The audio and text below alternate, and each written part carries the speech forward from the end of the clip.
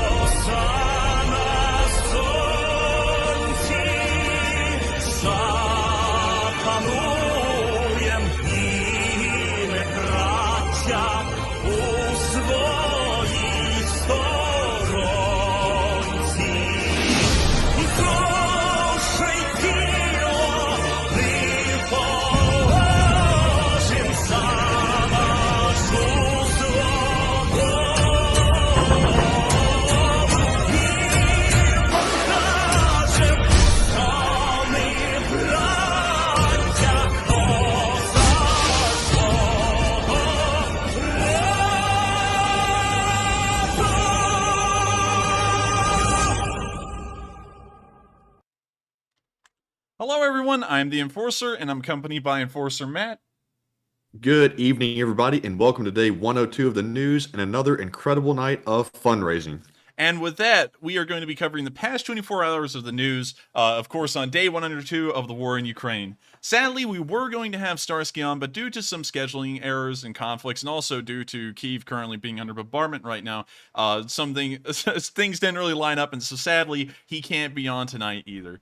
So I hate to say that, but we are, of course, going to push this fundraiser in honor of all the Ukrainian soldiers over there, just like Starsky, who are fighting this incredible war, and of course, trying to defend their nation the best they can. So, once again, before we even start off with the schedule or anything like that, let's talk again about tonight's fundraiser. We've done this fundraiser before on this channel, but we are doing it again. Revive Soldiers of Ukraine is one of the best organizations that I've found in support of the Ukrainian soldiers on the ground. Their assistance is given nearly on the spot to these wounded soldiers that are coming back from the front lines, and they help with the rehabilitation programs and other kinds of medical assistance to get these soldiers back on their feet and back at it again. So, of course, I highly suggest that everyone does support this fundraiser as much as they can. It is, of course, a wonderful fundraiser, but we do have a little goal tonight. It's the $5,000. Once again, this is one of our break weeks. I want to make sure that our viewers do get a little bit of a respite, I guess you could call it. Is that correct, Matthew?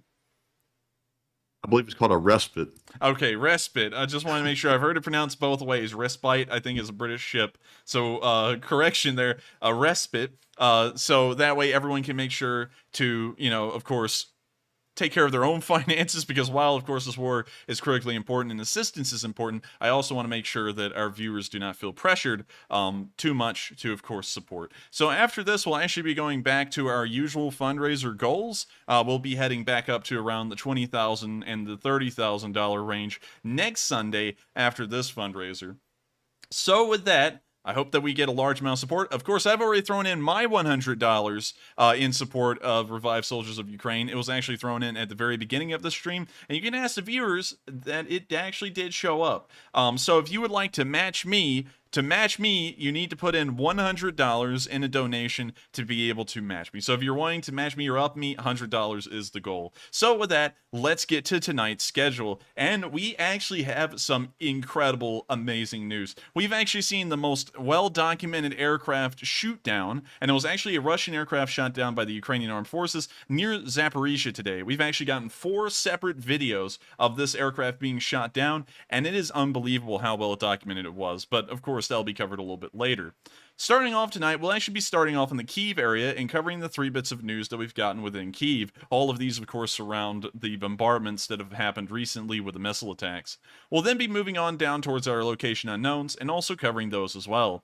Once we cover the Kyiv and the location unknown news, we're then going to start moving towards the Kharkiv area. But before we get to Kharkiv, we're going to take a quick pause to, of course, recognize our highest donors for the night and to also answer some questions as well. Once we get done answering those questions, we'll then cover the news in the Kharkiv area and also the Donbass in general. We're actually going to cover the whole entire Donbass as one large group. Then once we cover the entirety of the Donbass, we're going to move towards the southern front. And before we get to the southern front in its entirety, we're of course going to recognize some of the largest donors in between that break and also answer a couple of questions there. Then we're going to cover the southern front, the remaining news around the world, which we actually don't have any tonight, thank the Lord. I know that sometimes it seems weird that I don't even remember what news I put down, but sometimes the international news just slips my mind because it's so far away from Ukraine that it just kind of, it's kind of like out of sight, out of mind in a way.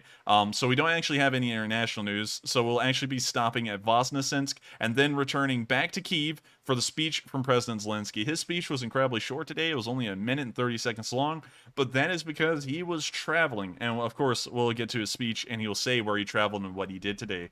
And so with that, let's hop right into the news in Kyiv.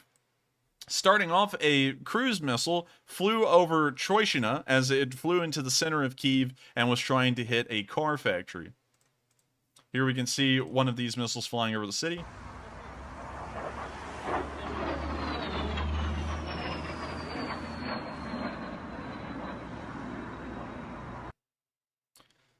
Very interesting to see. We haven't seen a lot of missile attacks frequently on Kyiv anymore ever since the Northern Front has died down. The only times that we've noticeably seen missile attacks occurring on the city was when I believe the UN Human Rights Council arrived, or it was the UN General. No, it was the UN General Secretary, I believe. When he arrived to Kyiv, there was a missile attack then, and now we're seeing another one. Of course, it seems that it's kind of in retaliation of something that's going on in the war. I'm most likely believing that if it was a retaliatory attack, it would most likely be because of the Ukrainian successes in Severodonetsk. But at the same time, they are targeting a specific plant. We're going to now move down into the city of Kyiv itself, where today we can see the explosions, I believe, of the airstrikes in Kyiv, if I do have this video correct. And this is the one. So here's that video. I'm just going to let y'all see this real quick. Прилет по ДВРЗ. We can now see the missile hitting a building. 4, блядь, уже, ебать, колотить.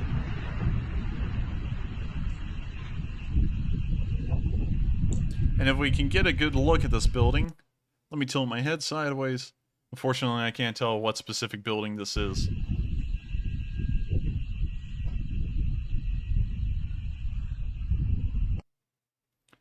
And so with that, we're now going to move on to our last clip from the Kyiv area before we give any kind of analysis, where we've seen an air-to-ground missile hitting inside of Kyiv. Of course, this isn't a cruise missile. Apparently, this is a Kh-59 Mark II air-to-surface guided missile that is supposedly fired from an Su-57, but I'm not believing that for 1 minute. Let me actually get rid of this stuff here real quick. But let me pull up the Kh-59 Mark II.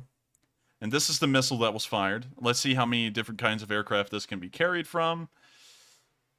I'm assuming that it can be put on any aircraft that has a hard point. But here's something else. Let's just pull up the Su-57 and get right down to the important matter. There are only 16 Su-57s. 10 of them are test beds, 6 of them are actual production model Su-57s. And so in regards to the numbers of aircraft that the Russians actually have to be used in this war, there's not enough Su-57s for it to logically be one. The statistical odds of it being an Su-57 is incredibly small, and to think that they would potentially sacrifice one of the 6 serial numbered Su-57s they have in the Air Force to launch a Kh-59, which could be launched from an Su-34, Su-35, Su-27, or some form of MiG, seems very unreasonable and very stupid. But then again, we don't really underestimate the Russian stupidity. They've constantly shown us that they do stupid things and make stupid decisions. For example, sending T-90Ms into Ukraine. So I don't know. It may be an Su-57 that launched this Kh-59 here. But with that, let's take a look at this video. Also, for some reason, Reddit was still up. But here's the video of this Kh-59 hitting this car plant, supposedly. We can now see the missile making its way in and heading straight into the roof and hitting, and the camera cut out. We can then see what appears to be a second missile being guided to what appears to be some kind of a guard tower, and then hitting the guard tower and exploding. And we can now see drone footage of, I guess, the explosions. But then again, this doesn't really look like Kyiv.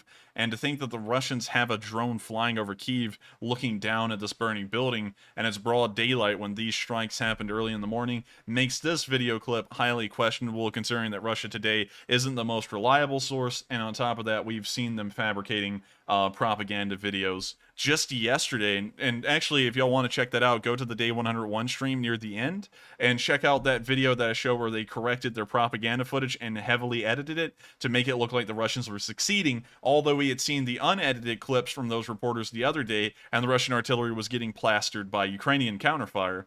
So with that, we can see that the Ukrainians, of course, have been struck early in the morning today in Kyiv, and it does look like the Russians were trying to hit military strategic sites, but it appears that they largely failed, and those sites are hopefully still operational, although the land, well, where the missiles landed was somewhat close.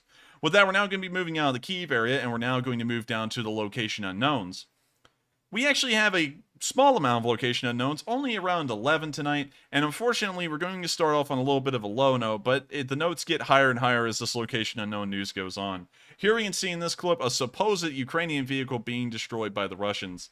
Of course, to try and show every bit of news that I can, but I always have to give a disclaimer now with how unreliable Russian sources are, that I'm not sure if these are Ukrainian forces. They usually fake a lot of their footage, and so it's highly doubtful that this may be Ukrainian forces, or it may be. Maybe they're showing something that's legitimate for once, but we have a 99.9% chance that this is faked footage, or this is footage that the Ukrainians made of the Russians being destroyed, and then the Russians claim that that's a Russian drone watching Ukrainian vehicles get destroyed. Nonetheless, here's the video. When you see artillery shells landing near this trench, and we can see that it may have hit a vehicle, and whatever that is, it's now burning. It does look like a vehicle, but we can't tell what kind. We can see that the vehicle's still burning and artillery is raining around that trench. And that is the end of the video. Two interesting things to note. One, they didn't really show us that Ukrainian vehicle well enough for us to know it was Ukrainian. And two, it doesn't look like there's any soldiers in that trench whatsoever in any of the surrounding areas. So it appears that there's not even any infantry there. And that vehicle, you can hardly see in this footage. And if it was a Ukrainian vehicle, much like the Ukrainians do, they'll fly the drone and then zoom in on the Russian vehicle to show you the Z's and show you it's a Russian vehicle. How come the Russians, whenever they do a video like this, they can never clearly show us that this is in fact a Ukrainian vehicle? And that always throws up a lot of red flags for me that this is a very questionable video. So with that, it pretty much speaks for what it is. And so we're now going to move on to the next bit of location unknown news, where we can see a BTR eating a Stugna, and then it vomits.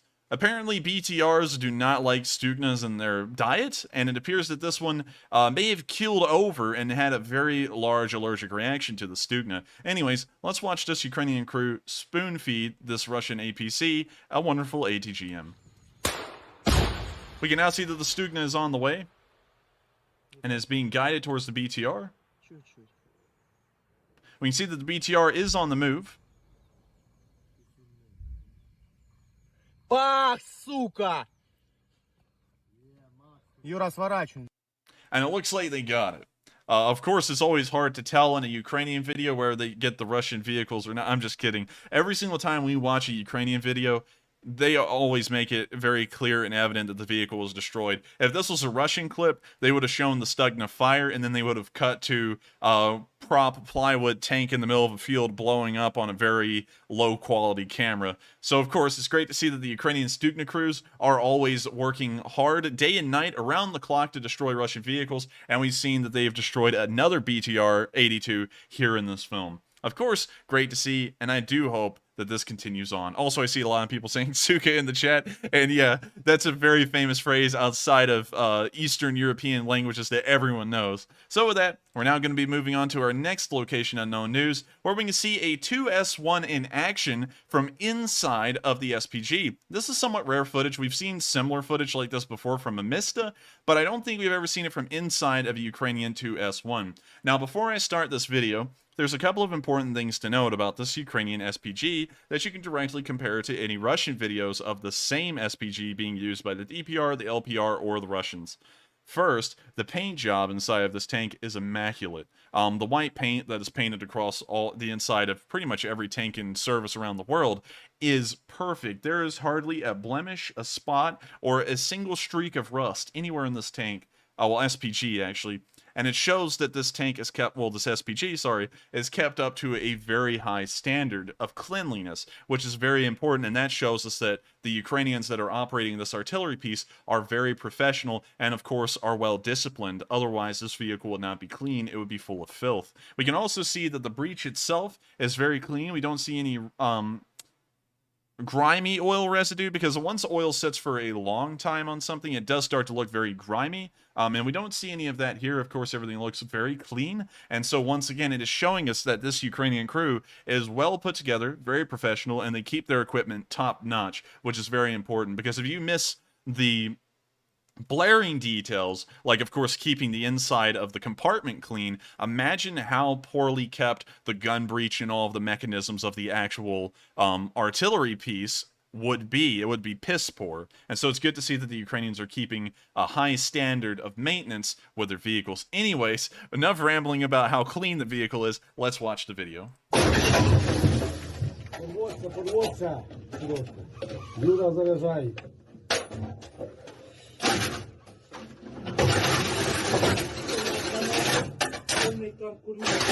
And it's gone slideshow.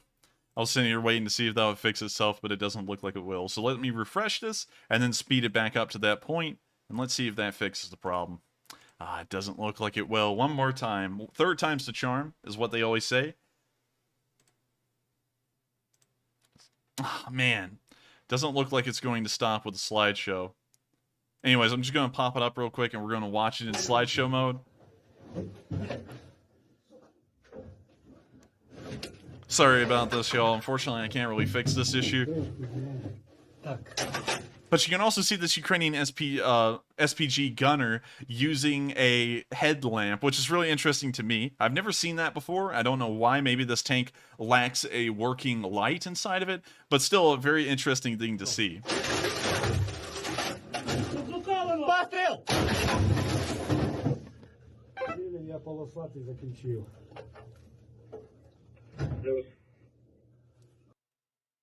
So, unfortunately, the video did go slideshow mode, but we did get an interesting look at how the inside of a 2S1 used by the Ukrainians looks and also how they operate. And all of it seems very well put together, very professional, and very clean. And they always say that cleanliness is next to godliness, which is very true in most aspects, and it's definitely true for the Ukrainians, who put cleanliness as a precedent even on their older artillery systems like this 2S1, which you would think would look like hell on earth on the inside.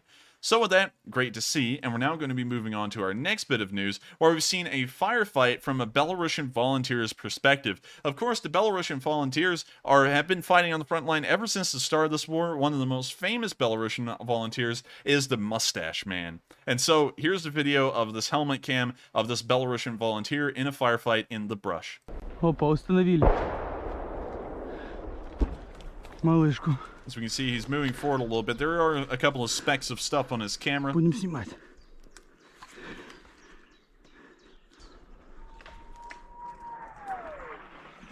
We can hear some artillery whistling over him incredibly close, but then it sounds like it landed and exploded in the distance. We can now see them advancing. And a lot of people have been saying, why did the Ukrainians wear such brightly colored armbands, like blue, yellow, green, stuff like that? And the answer is that camo is great, but at the same time, camo causes a large amount of confusion. It causes an ungodly amount of confusion, especially if your military forces look very identical. So say the Russians and the Ukrainians are using the same kind of, I guess you could say, camouflage and gear. Of course, they're going to always assume that they're looking at an enemy unit, although it could be a Russian unit looking at a Russian unit or a Ukrainian unit looking at a Ukrainian unit. And so in that instance, you can actually kind of see that that at least the Ukrainians and the Russians are almost returning to the roots of, I guess you could say, the Napoleonic era and the line battle era of combat, where forces would adorn themselves with the brightest colors possible, so that way they could never be mistaken for an enemy force. So this is kind of that in a way. It's making sure that the Ukrainian forces are identified incredibly well, so friendly fire incidents don't happen, and also so that way, whenever they see the Russians, they clearly know immediately, no yellow armband, no bright color, enemy soldier. Of course, the Russians wear some bright colors as well. They wear red and white, but they aren't, I guess you could say, the same level of bright that the Ukrainian armbands are, which are like yellow, blue, and green. So anyways, I'm going to let the video continue.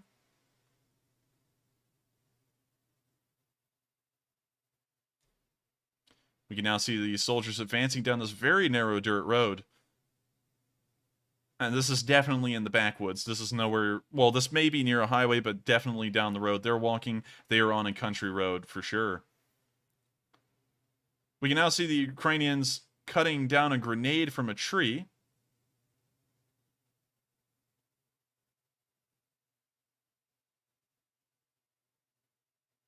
We can now see them advancing through an open field. It appears that they're moving up to the next tree line. The footage is now cut forward, and we can see a Belarusian volunteer telling the rest of his squad to line up against the wall over here, since they are on a house. and you see him waving them over, and it looks like they start beelining straight for the wall. Now they're back on the walk, and it now looks like they're in an open field next to a tree, and now it appears that they pulled out one of these smaller mortars, most likely a 40mm, and they're preparing it to fire at Russians that may be in the distance. Let me unmute this video and see if copyright music is playing. It is, unfortunately. So I'm going to have to mute the video again.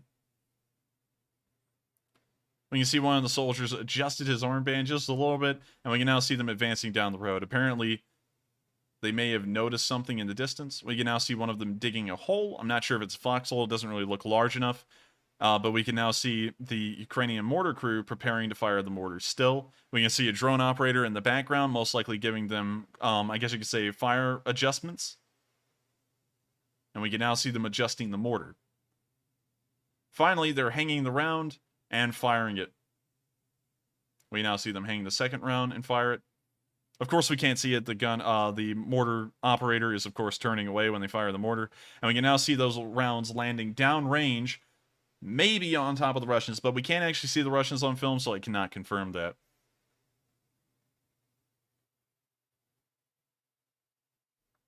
But a very interesting little bit of film there, and it's also really cool to see that the Belarusian volunteers are fighting right on the front line along with the Ukrainians. That's something that I've always kept in mind, is that while the as a historical example, don't take this as anything in particular, anything political, but the SS, which was also a unit that was practically a foreign legion of its own, made up of Indians, British, well, very few British, very few Americans, and then a whole bunch of, I guess you could say, people who used to be Soviet. There was a lot of Lithuanians, Estonians, Latvians, Belarusians, Poles even, Ukrainians, and pretty much anyone and everyone you could imagine from around the world was put into the SS in a way as a volunteer. And so that's really the only comparable unit, I guess you could say in the modern sense, to this Ukrainian Foreign Legion, at least in terms of its diversity. And for the large part, while the SS would be put on the front lines here and there, and especially near the end of the war, they were being put on the front lines almost constantly, by and large, the Germans back then would use these foreign volunteers as kind of like propaganda for their population, and they would show them, look, even all of these people who've come from around the world are fighting for our side because they believe in what's right, and they were hardly ever actually sent to the front lines. The American and the British volunteers, I don't believe they ever went to the front lines. They were solely used on radios for propaganda and such things like that. But with the Ukrainian Foreign Legion, we can see that it's not a, I guess you could say, propaganda machine. They're actually sending these soldiers to the front, and we do know that the large portion of foreign volunteers are currently in Severodonetsk right now, fighting street to street to retake that city. So in that regard, I have to say that I'm very happy to know that the Ukrainians didn't call to arms the whole entire world just to make some kind of propaganda stick.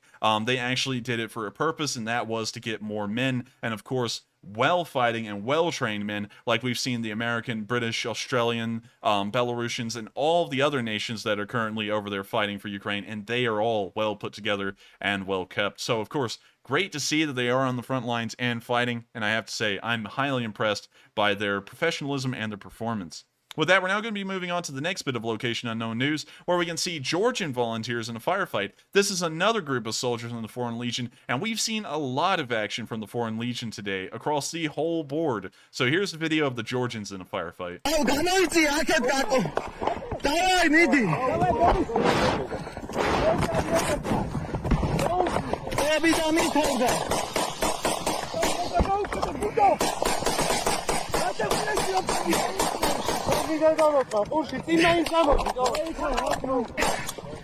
We can now see them firing into the distance.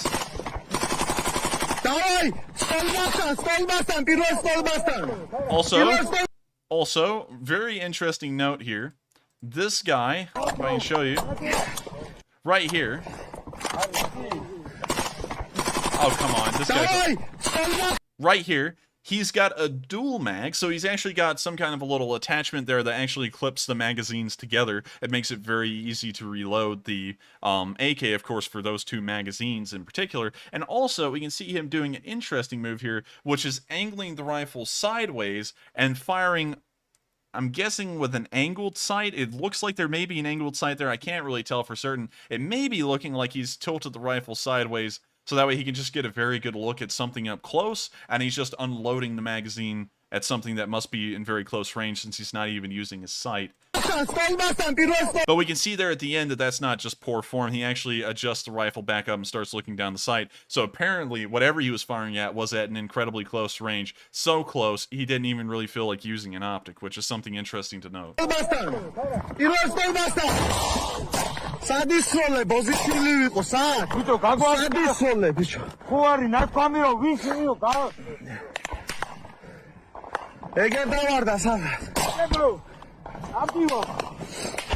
დავაი აქედან იკა პირველ სროლბასთან მინდა აქედან არ მესროლო დავყრულდი ძმაო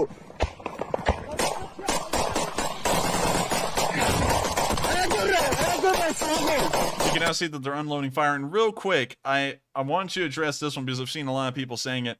They're saying that those two magazines are held together by electrical tape, but when I saw it, it looked like they had one of those little plastic clips that hold the magazines together. I have seen those sold in stores before, and so it looked like it had that. Of course, it could be electrical tape, but I was looking at the video and it looked most likely like some kind of little plastic attachment. I would feel like electrical tape would be the cheaper and more reasonable option of the two, but still, I'm just going off of what I saw. Maybe we can get a little bit of clarification later on in the video about that one.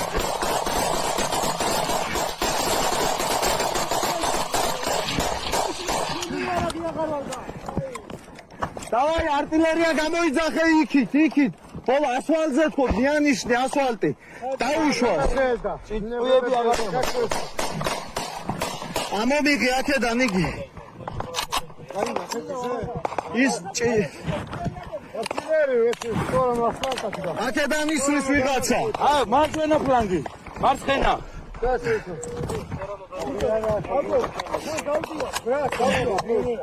აუ ძიები ბოდიში ზის ხარეს დასხონ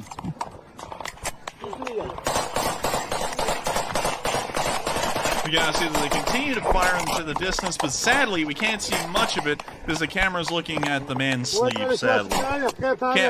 Can't blame him though for the camera work because they are in a firefight, so, you know, what are you supposed to do?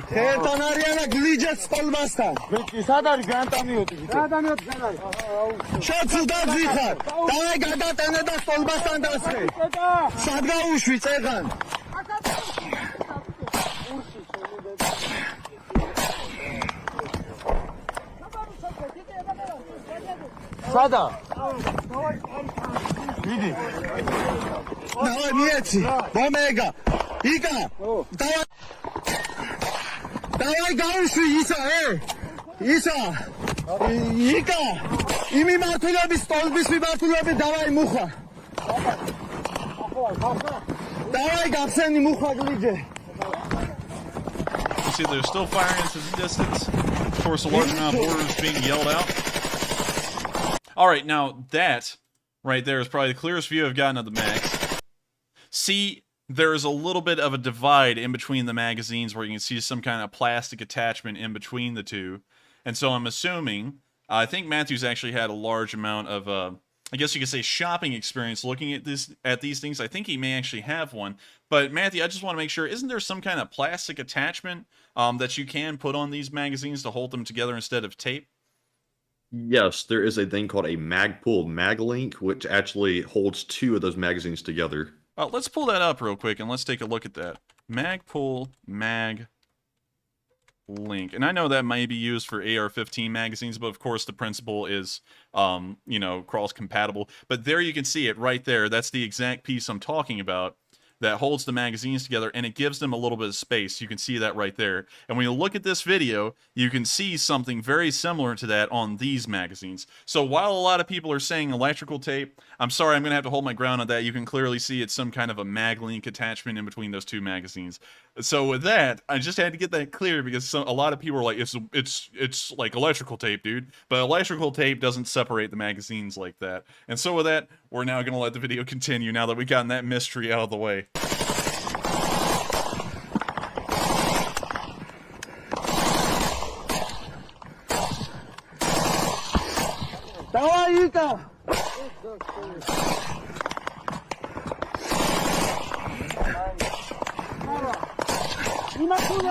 We can now see them still firing.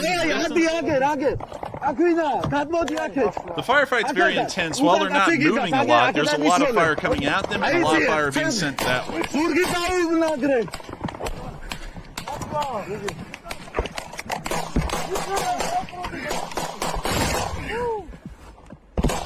Давай meoret stolba taglici agit. Давай meoret. Ахлоши зауши, ахлоши.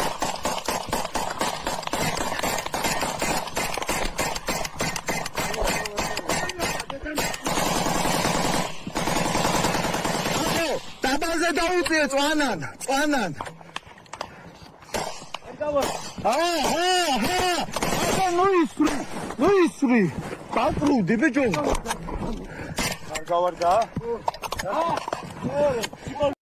And that was a very intense firefight. It looks like the Georgians may have been holding their ground in kind of a defensive position since they weren't moving a large amount. Although even in a defense, a lot of defensive action is movement as well. But we didn't see them moving a lot. Of course, it was just a 3-minute long clip, and of course they're not running around the field like it's some kind of video game. You know, of course you're going to fire from a spot a little bit and then probably move on in about a minute or so. But of course, a massive firefight. A lot of rounds were flung downrange, and we could also hear a lot of shots being thrown back at them downrange. And so this is probably one of the more intense firefights we've seen the Georgian Volunteer Legion in. And of course, while sounding very excited, of course it's a firefight and it's a massive one at that, so kind of get the gist of why they would be there. It was one hell of a firefight, and of course the Georgian volunteers were some of the first foreign volunteers to arrive in Ukraine, and so I have to give them a huge amount of credit for being some of the first on the scene, and they are still there. And so with that, we're now going to be moving on to our next bit of Location Unknown news, where we can see a day in the life of American volunteers. Of course, it always brings a huge smile to my face to talk about American volunteers, since they are over there representing the great old US of A, and it looks like they're doing a very good job. Of course, they have US flags clearly adorned on their bulletproof vests, and it's wonderful to see the stars and stripes in Ukraine. Anyways, here's the video. Of course, I have to keep it muted. There is copyright music, but we can see them here goofing off. It looks like they may be goofing off along with some Ukrainian soldiers, wrestling, walking around. Now, this guy has got a balaclava on. That is something I've been thinking about doing for my videos, but at the same time, whether I wear the gas mask or not, my face would be covered, and if I ever tried to go and interview anyone anywhere in person, the police would get called, most likely. But we can now see them walking along. We can now see them eating, and wow, that's actually pretty decent looking, actually. You now see them walking on along, kind of like a montage of videos taken by these volunteers.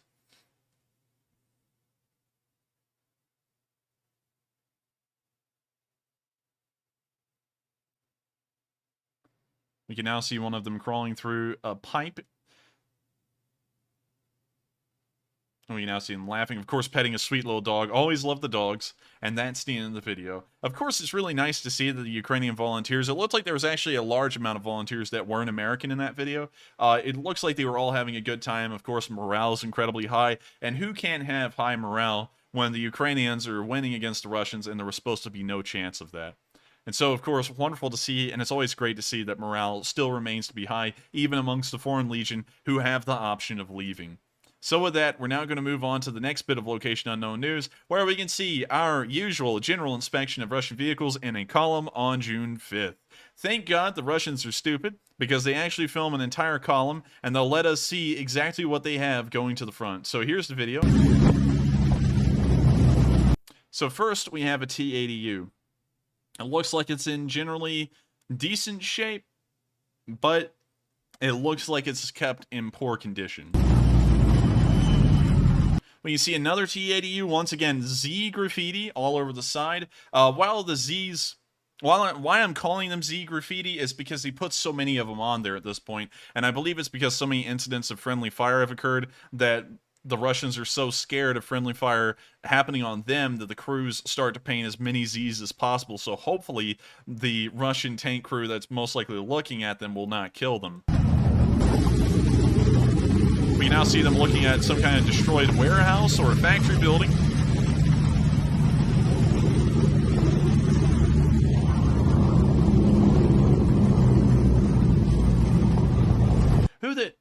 Wait a minute. Why does this guy look like he's 50 or something. I mean, like, not to rat. Of course, there's a couple of members out there in the military, not a large amount, that are in their 50s. But at the same time, this is the Russian army. This is not the DPR. This is not the LPR, where you usually expect to see older men and people who are usually physically unfit for service. But this guy looks old as Methuselah for military service, at least within the enlisted ranks. So what is he doing on this BMP in the Russian army? That's something questionable, and I think that may be showing that, at least in terms of contract soldiers, they may have already begun to run a shortage of them, and they're now drawing out some of the older men who have been in the enlisted ranks for an incredibly long time, and they're now bringing them onto the front to fight. That's a very big assumption, but it is very weird to see a guy who looks so old on the front lines when we've usually seen nothing but young boys being used by the Russians.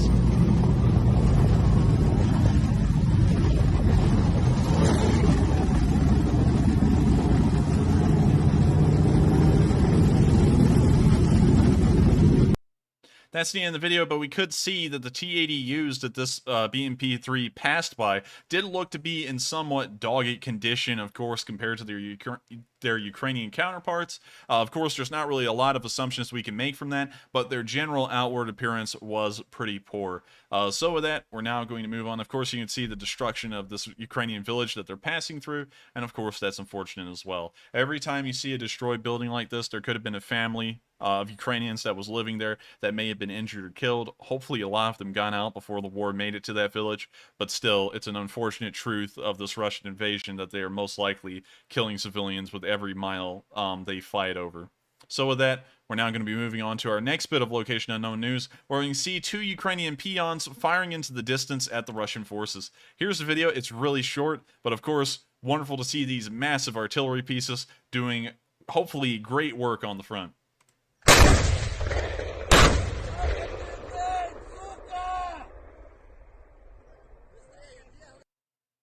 And that's the end of the video, but of course, impressive to see these massive pieces firing at the Russians and hopefully scoring some direct hits.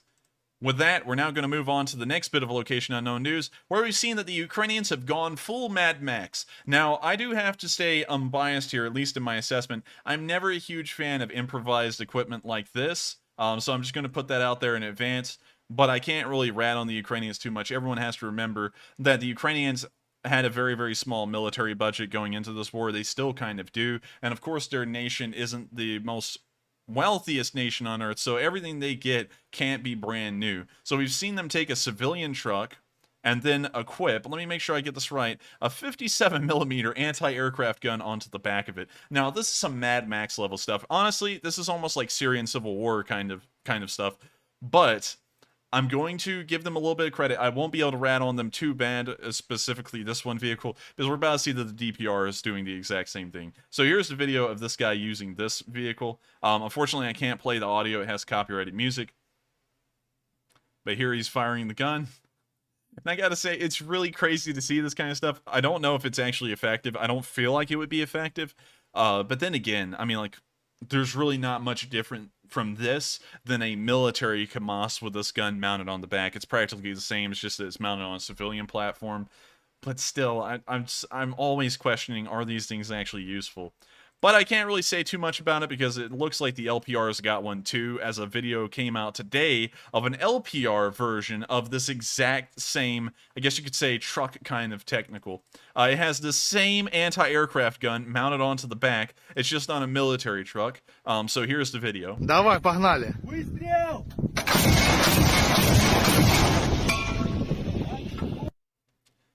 So I was going to rat on either of them if I hadn't seen a video of the other side using one, but it appears that both sides are fielding these kinds of trucks with large anti-aircraft guns on the back. I don't know if they're planning on using them for anti-aircraft service. It seems like that kind of a gun is a little bit dated in the modern world, being used against aircraft, but you know, you can never be certain about that kind of thing. While it may be an old system, it could be effective, but if they're trying to use that in an anti-infantry role, which is what I'm assuming these may be used as, I don't really think these things are suited for frontline service. But since both sides are using them, it appears that it's just a standard doctrine these days to try and turn military trucks into anti-aircraft vehicles and maybe use them against infantry, although we haven't gotten any evidence of that yet, and that's kind of an assumption on my part.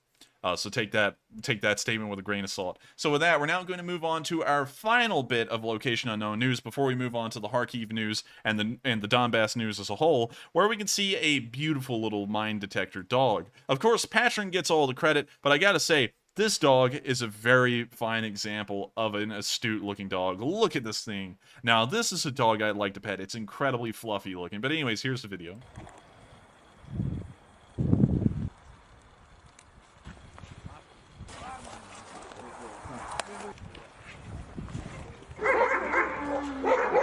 We can now see him playing with other dogs.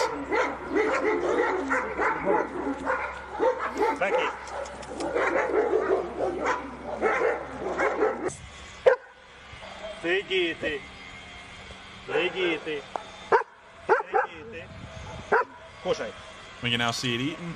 And I gotta say, I'm a huge fan of this dog. It's just really cute.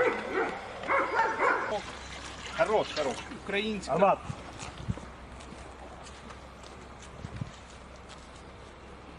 Пий водичку. Now it's getting some water. Сухого.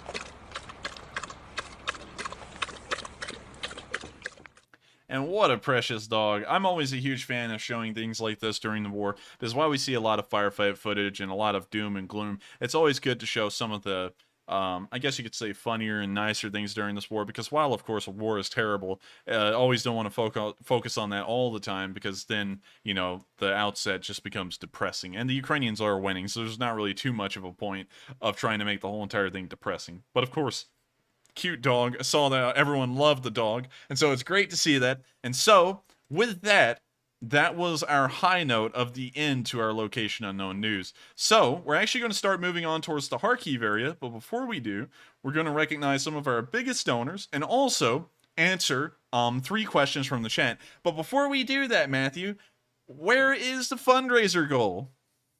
Okay, so big announcement. We've already reached a goal. This was a very fast night for the fundraiser, and we're currently sitting at 5.1 thousand, so we are $100 above goal.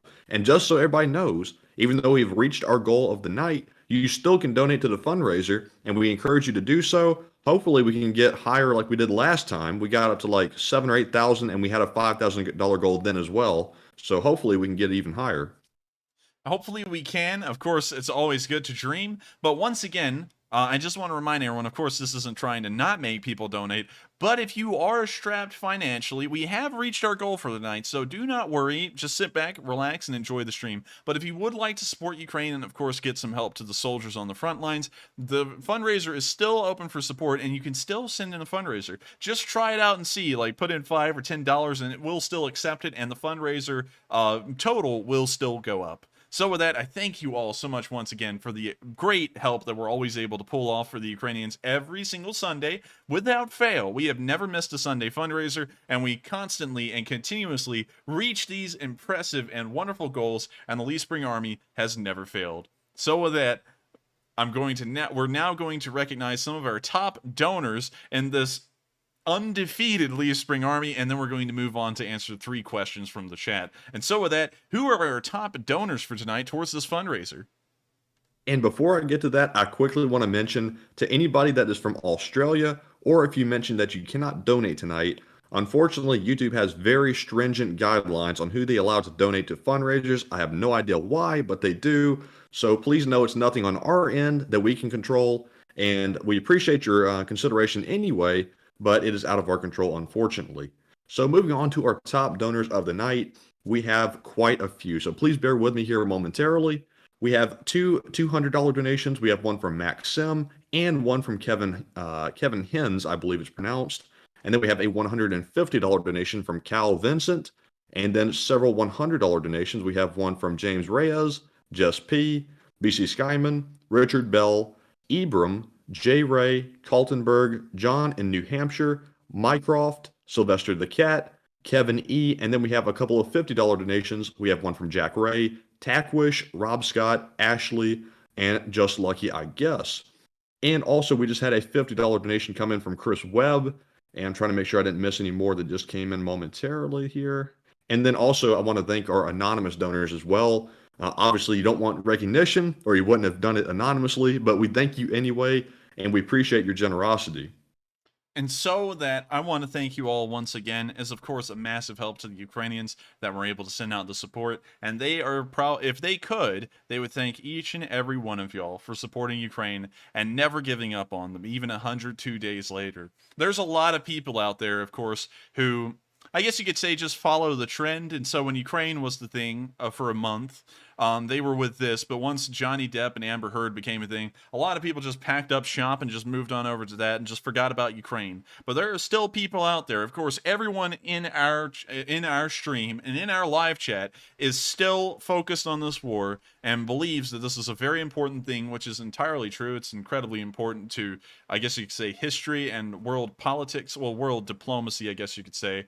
And so with that, I thank you all so much once again for supporting this fundraiser. It means a lot to the Ukrainians, and of course it means a lot to me to know that this stream gets so much help to the Ukrainians that desperately need it. And so with that, we're now going to answer 3 questions from the chat, and then we're going to return back to the news in Kharkiv and also the entirety of the Donbass. And so with that, what do we got, Matthew? And real quick, let me give a shout out to Caffeine, who puts in a $100 donation to the fundraiser. And we also had a $50 donation come in from Jerry Lawson. Thank you very much for that. And also, Makara, one of our channel regulars, put in a $100 donation as well. And also, thank you to everyone else. I forgot to mention, if you put in an amount that I did not call out earlier, we still appreciate your support nonetheless. Any amount helps Ukraine tremendously. So thank you very much for that.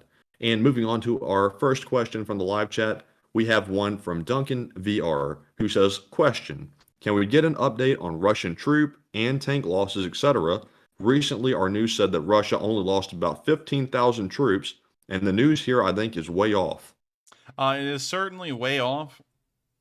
The news here, if you're talking about the U.S., I don't know where you are in the world, but here in the U.S., the news is almost always way off. But let's pull up Russian losses today, and let's see if we can get a number for June 5th. At 100 days, let's see here. Maybe we can get the Kyiv Independent. Hopefully the Kyiv Independent put out some numbers today. Let's see, when was this? May 24th, so that was a while ago. Oh man, it's really hard to track down these numbers nowadays, because while everyone used to be religious about putting these things out daily, they don't really put them out now. But we know that the at least troop casualties are well over 30,000 at this point, but we don't have any idea about the tank losses. Last I saw, they were getting around 1,300, and I believe they've gone over that. So I hope that answers the question at least in a way, but sadly, not a lot of people are into putting those numbers out anymore like they used to be, but hopefully someone carries on the torch and starts putting out numbers like that again. So I'm sorry I couldn't answer the question entirely, but I hope that does give at least a good ballpark figure of where the casualties and losses for the Russians are at this point. So with that, thank you so much for the question, and also thank you for being a longtime channel supporter. While tonight isn't the Super Chat night, I always, of course, appreciate everyone who does help this channel keep running. And so thank you once again, Duncan, and I hope that did answer the question. And with that, we're on to the next one. And let me give a shout out to David Krepp, who puts in a $50 donation to the fundraiser. And moving on to our next live chat question, we have one from Super Action General, who says, Enforcer, I heard Starsky say earlier today that a Russian general had died. How many does that make now, and how many, or how will it impact the front? Oh my gosh, that's a great question. I don't know how many Russian generals have died at this point. I just know that, whenever Russians get put into any kind of a command position inside of Ukraine, this is what they immediately envision as their headquarters.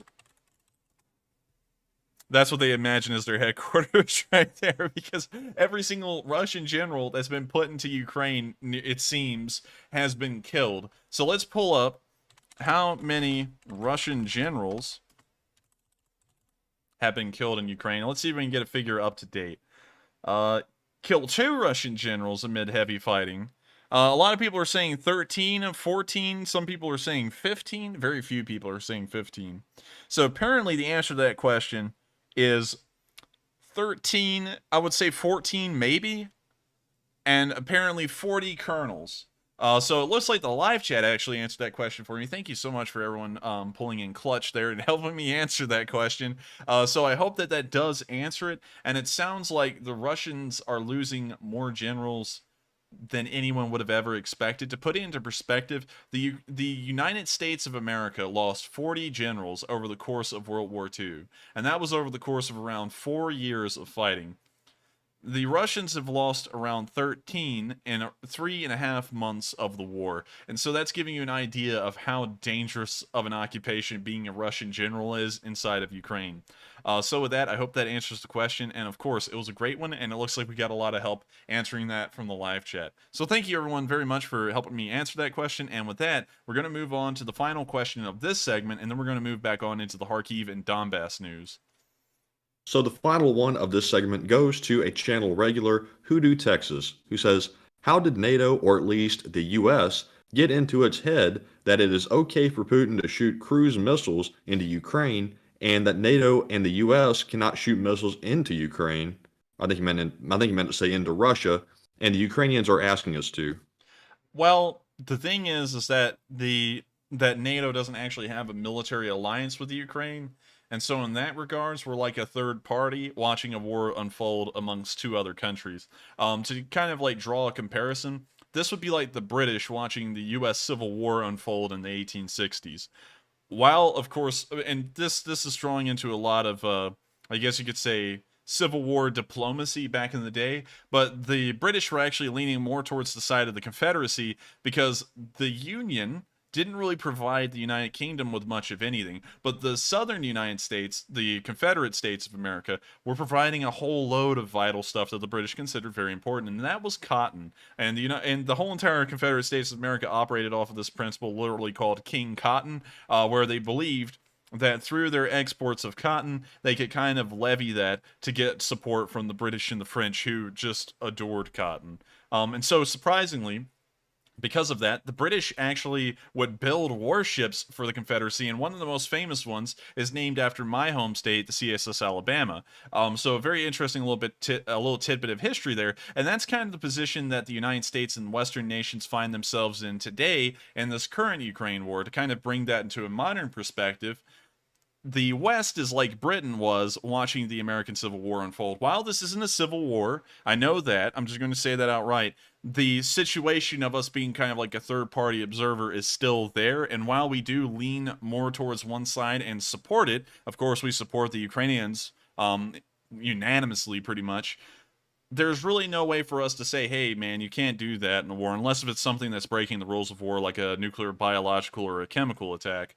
So we really can't go in and just say, hey man, that's wrong, we're going to shoot missiles at you, because then that means we're no longer a third party, we're now in the war, and we're now allied with the Ukrainians. And while we do support the Ukrainians, a lot of countries don't want to go and do that, because that would lead to World War III, and in the end, it would most likely lead to a nuclear onslaught, because the Russians would get steamrolled, and then they'd be like a animal cornered on a wall, and then it just starts shooting off nukes as a desperate attempt to win the thing, or end it at least. So I hope that does answer the question. I don't really think that is a smart move per se. I mean, like, it's a reasonable move. I understand where it's coming from, and I've been a proponent of that earlier in the war. But considering that the Ukrainians are winning, it doesn't really seem like it would be a necessary response anymore, because that would just be escalating a matter that's already going to be de-escalating at this point for no reason, and incurring millions of deaths, maybe even hundreds of millions of deaths if it turned into a nuclear onslaught. And so that's kind of my standpoint on it. But I do thank you very much for the question. It is a pretty interesting one.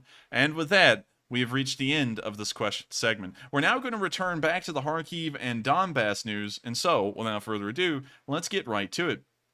Starting off in the Kharkiv salient, once again, we have not heard of any Ukrainian advances, and we also have not heard of any Russian activity whatsoever. This salient has largely gone dormant, rather than the Ukrainians, of course, inflicting casualties on the Russian forces here. Here we've seen today that the Kraken Battalion, which is a Ukrainian battalion, has been hitting the Russians hard near this Kharkiv salient, and have been destroying a decent amount of their equipment. So we can see here that they're playing copyright music, which of course is my kryptonite, and I now have to mute the video. We can now see them loading an artillery piece, not a piece, and preparing to fire it.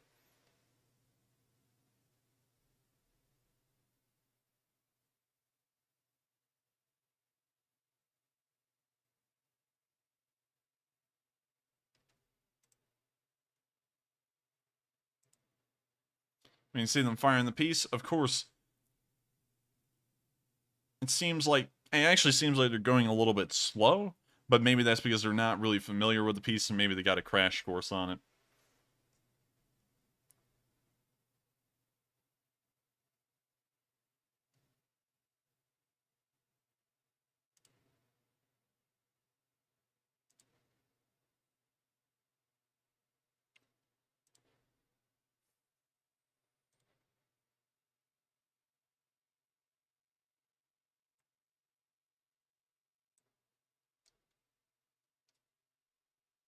We now see the artillery raining down on the Russian forces, and we can see a couple of them crawling out of the trench, and of course, in usual fashion, running away. We can now see the fire burning in the area from the artillery shells, and of course, the Russians aren't having a really fun time with this whole entire idea of getting bombarded. I don't really think they have a choice. We now see a Russian armored personnel carrier moving up to this area. And I have to point out the Russians and their incompetence on digging trenches. Look at these perfectly straight lines that this trench travels down. That is not a smart move. If an artillery shell lands in the middle of that trench, the shrapnel is going to travel down the entire length of the trench and most likely heavily injure or kill everyone in it. Of course, thank God the Russians are stupid. It does make it easier for the Ukrainians to wipe them out. But still, not a really smart move if you're actually trying to win a war. We can now see a BTR in the tree line. We'll say it was trying to be sneaky, but it appears that the Ukrainian artillery is sneakier as it sneaks right up on that BTR and appears to have knocked it out and caused it to catch on fire. Now we can see a house where Russian soldiers are entering, and it appears that they're using it as some kind of hideout. The Ukrainians, of course, are going to make sure that that hidey hole becomes a blown-up hole, and it looks like the artillery smacked dead into the rooftop.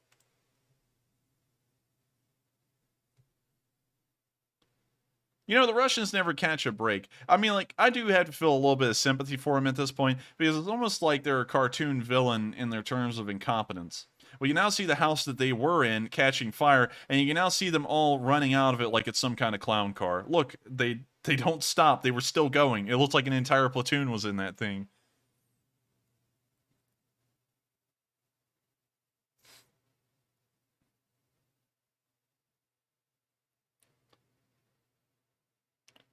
We can now see more Russian vehicles moving around this village.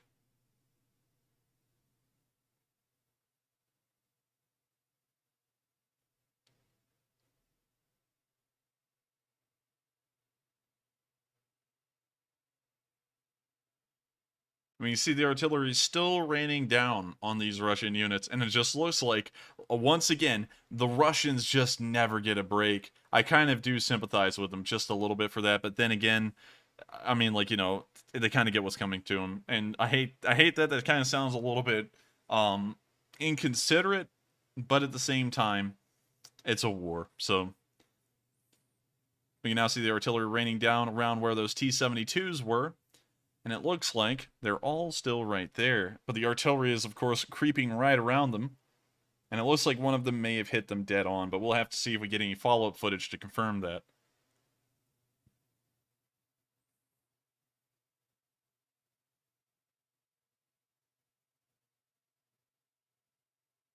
Looks like the drone's going to fly back over there and check it out. Ah, man. Looks like we unfortunately didn't get to see it. I don't know what this is saying, but that is the end of the video, and we could see that the Kraken Battalion was smacking the Russians around a pretty good bit. Of course, smacking them around like a stepchild. And so sadly, we don't have any more information or any more news as to what's going on in the Kharkiv salient, rather than the Kraken Battalion lob some rounds in their direction today, and it looks like the Russians were generally having a not good time. We're now going to move past the area of Stary Saltiv, Chuhuv, and also Balaklia, and we're now going to start moving down towards Izium, where today we've seen a video of the Russians shelling locations south of the city of Izium. I'm not sure if they were able to hit Ukrainian targets. Of course, the footage is very ambiguous as to whether they did or didn't in normal Russian fashion, but here is this video showing the Russians firing at what kind of appears to be just an empty field. Also, let me mute that real quick, and I also noticed someone say something about this map not having a link, so let me actually go and share that real quick. Let me copy that link. Let me close that down. done. And then let me go over here to the description. I'm actually going to update the description real quick so that way y'all can have access to the map. Sorry about that, y'all. For some reason, they put the Discord link in the Day 102 map section, so that should be corrected now. So if you refresh your page, it should show the Day 102 link. So with that, we're now going to continue on, and we're going to show this video of the Russian shelling positions south of Izium. But of course, the video is very ambiguous. We can see an artillery explosion in the distance, and we can now see some Ukrainian soldiers supposedly moving through this tree line. We can now see some Russians, I'm assuming, I don't know, but they're firing at this one Ukrainian guy. It seems like. We see the soldier firing back at the Russians. And now they're lobbing a grenade in that direction. Alright, hang on. Alright. This is the thing that doesn't make sense to me. You're telling me that it's nighttime. It looks like it's nighttime. And that these guys right here, just 50 yards away from this guy, are firing at him in the dark. Can't see any night vision goggles on them to speak of, although it is infrared footage and we are kind of far away from them. And this guy somehow, like some kind of Major League Baseball player, lobs a grenade right onto this guy like it's some kind of action movie. Do y'all really believe that? Because I'm not. For some reason, I feel like this infrared footage may have been made in some kind of video game. Because there is no way that in the middle of the night, someone gets that lucky to literally throw a grenade right to the feet of someone in the middle of the night in the dark where you can't even see them. Because these guys have been firing blindly at each other. These three guys literally sprayed at this man and did not hit him. And that tells you that they don't have night vision. And so how the hell does this guy throw a grenade dead on to him? That's my question. You can see it actually fall right there and then explode. All right, I'm not buying this.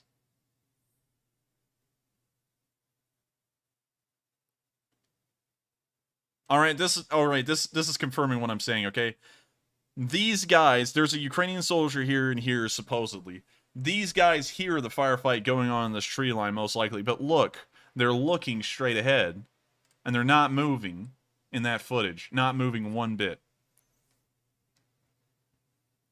I don't know about y'all. I don't want to discredit everything that's from the Russians because some of it may be showing something real, but I'm highly doubting it.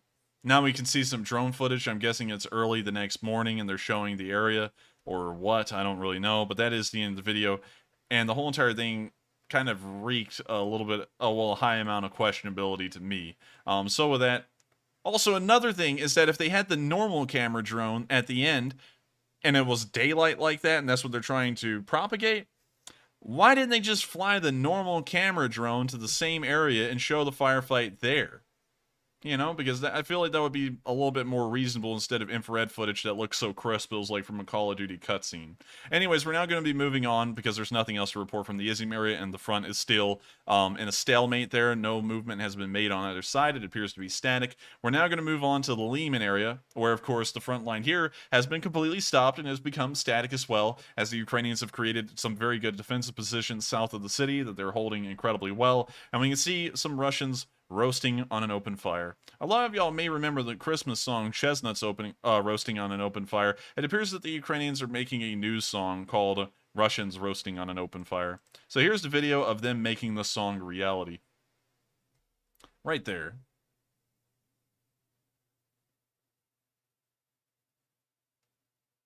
And now we can see that they are well done for sure and ready to be cracked. So with that, that's the end of the video. Of course, great to see, and it's good to know that the Ukrainians are holding their positions near Lyman and are, of course, defending their ground and ensuring that the Russians don't even get to the Severodonetsk River in the first place. We're now going to be moving past that area, and we're now going to be moving to an area that has been very interesting over the past few days. But before we get there, we're actually going to show a video from behind the lines where the 80th Brigade of the Ukrainian Armed Forces destroyed an ammo depot in the Luhansk area behind Severodonetsk. We can see the ammo depot burning on film. And we can also hear a firefight occurring out in the distance just away from this drone operator. We can now see the ammo depot exploding.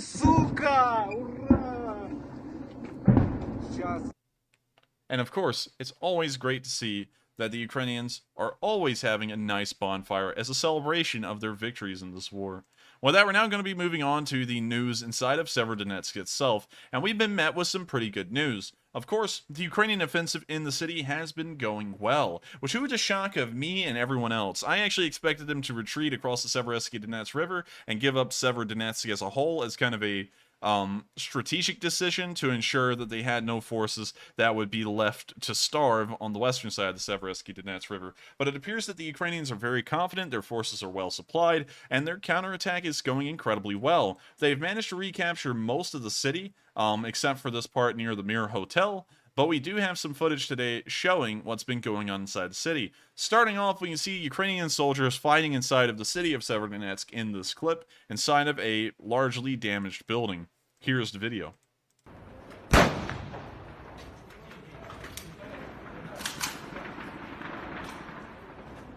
We can hear a firefight in the distance as these Ukrainian soldiers are firing in that direction.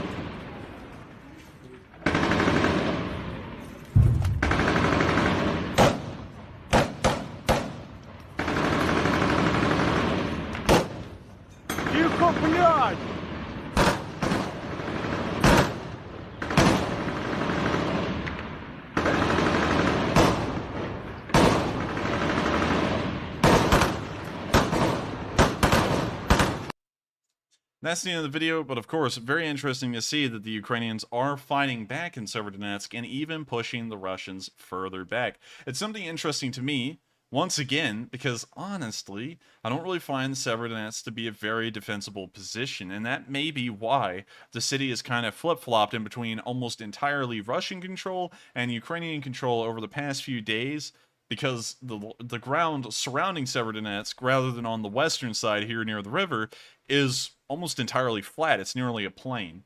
And so that's something interesting to note, and that may be why both sides are just kind of rolling through the town at a rather fast pace, especially for urban combat. We're now going to move on to the next video where we can actually see Ukrainian mortars hitting Russian forces on the eastern side of the town within the actual city. Unfortunately, I will have to mute the video because it does have copyrighted music, but it's a very interesting look at how even the mortar fire from the Ukrainians is largely accurate and does try to hit Russian units instead of the surrounding buildings.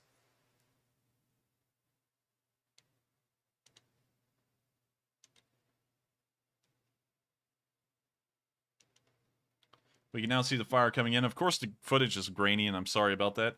But we can see that the fire is being directed right at Russian units, and it appears that it's almost dead on.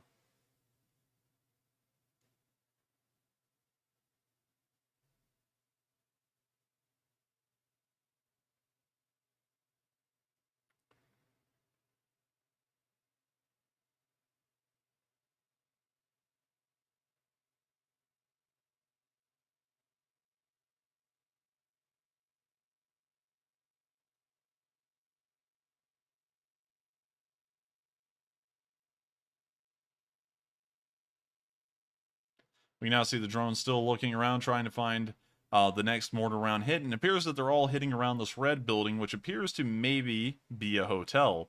Can't really say for certain, but it does look like one.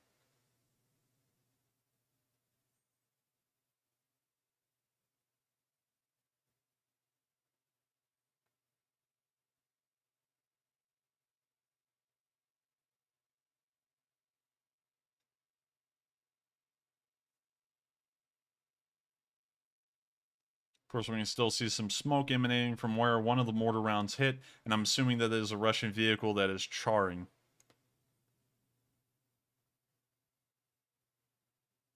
It does appear to be, although the footage is so grainy, it's really hard to tell.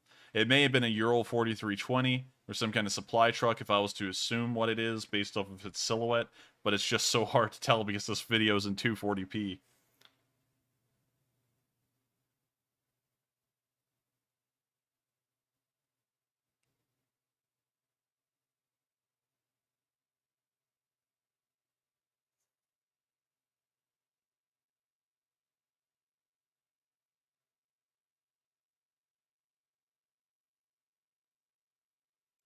So with that, that is the end of the video, and it is of course very interesting to see that the Ukrainians are smacking Russian units directly with smaller mortars inside of the city itself, and they're using the smaller artillery to an effective degree as well, which is something that a lot of people don't think about with Ukrainian artillery. Everyone's always thinking about the larger pieces like the 155mm M777 and all the way up to the 203mm 2S7 peons, but we can still see that the Ukrainians are using their smaller mortar pieces like the 81mm and the 40mm to great effect as well.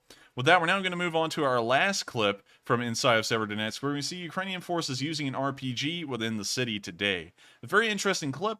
It reminds me a lot, honestly, of the Chechens in Mariupol, but of course there are slight differences that always show that the Ukrainians are that much more professional than the Chechens. You can see the man shouldering the RPG before he actually passes the corner, and we can then see him start to sidestep into the opening where he will actually fire. So I guess you could say that instead of what the Chechens would do, was just run out into the open, stand there for a few seconds, and then shoulder the piece and prepare to fire. This man has already prepared to fire before he even gets around the corner, which is a smart move. We now see him aiming the RPG. And now he's running back for a second, so that way he can maybe re-aim and reassess what he's going to shoot. Now you see him standing back and opening again and firing the RPG. It's great to see that, of course, the Ukrainian forces win compared to the Chechens. I wish I had a side-by-side video to show, but sadly I would have to go back and start looking through all my archives of maps to find it. But this guy actually did a lot better than the Chechens, which always act like they're hyped up on some kind of drug and they're doing everything on speed. So, of course, great to see, and hopefully the Ukrainians can continue to push the Russians back out of Severodonetsk and, of course, re-secure the town. With that, we're now going to be moving further on down the front towards the area of the Popasna Finger, where today we've seen that the Ukrainians have gotten a nice little present. While it's not the best present that the Ukrainians have gotten from their Russian, I guess you could say, benefactors, since the Russians have given them nearly more equipment than anyone else in terms of tanks and armored personnel carriers, but we can see today that the Ukrainians once again got another present from well, not really St. Javelin. I was going to try and make a joke there about that, but we can see that they got BNP2, just cutting out the jokes. And of course, very nice to see. Hopefully they can use that one. I'm not sure if they will. They may have so many armored personnel carriers at this point, because I know that they've captured over 100 of those last I heard, that they may not even need them, but it'll always be great to have them in reserve just in case they need to pull them back out. So, great to see. And with that, we're now going to move out of the Popasna Finger area because we don't have any news beyond that. We know that the Ukrainians, of course, are holding their ground, and we have seen that they've launched a small little counterattack into this village called Kamishivaka, but beyond that, we don't have any news as of the moment. It appears that the Ukrainians may be trying to push the finger back, but at the moment, that's an indecisive assumption since we don't really have enough evidence to show that. But great to know that the Ukrainians are holding them off the T-1302 highway, which is vital to Ukraine's positions all along the eastern side of their, I guess you could say, finger on their side. And so with that, we're now going to move down to the three last bits of our, I guess you could say, Eastern Front news, where in the village of Druzhivka today, we've seen some very unfortunate news. There's been a large amount of devastation rolling onto this village today because apparently a Russian artillery strike picked this small village south of, let me make sure, I believe it's Kramatorsk, yes, south of Kramatorsk as a subject of their attacks. I'm going to show you all these videos, of course, very unfortunate. I'm just going to let them play and not really add a lot of commentary.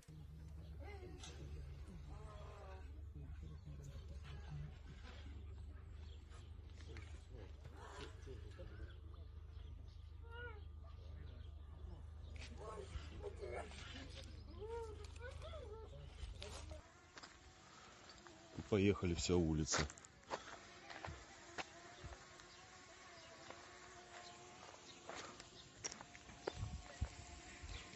Дома разрушены.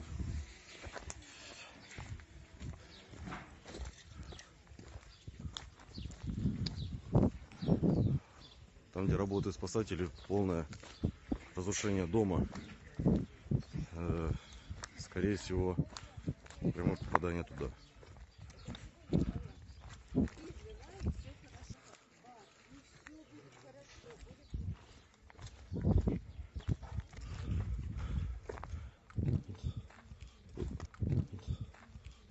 Ага.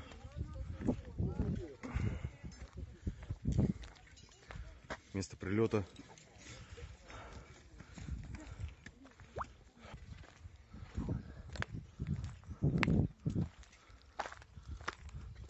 Дальше вниз тоже дома разрушены.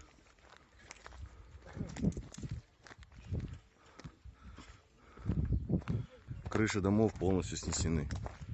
Заборы тоже отсутствуют.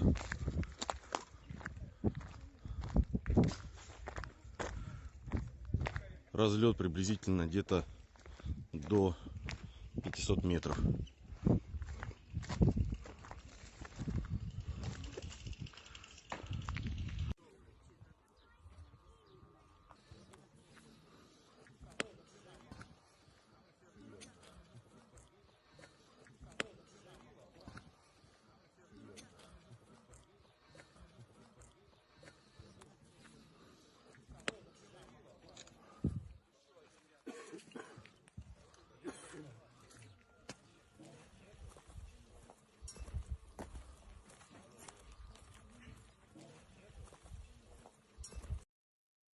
That's the end of the video, and of course, it's always unfortunate to see the amount of damage that's wrought by Russian attacks on these villages. And this village wasn't even close to the front lines, and is not even in, I guess you could say, the path of a Russian offensive. And so, the attack on this village, of course, is as senseless as the rest. Fortunately, right now, the last casualty statistic I was able to get from this village is that only one person was killed out of all of this devastation and destruction. So at least there's a little bit of a bright side to it, is that only one person got killed.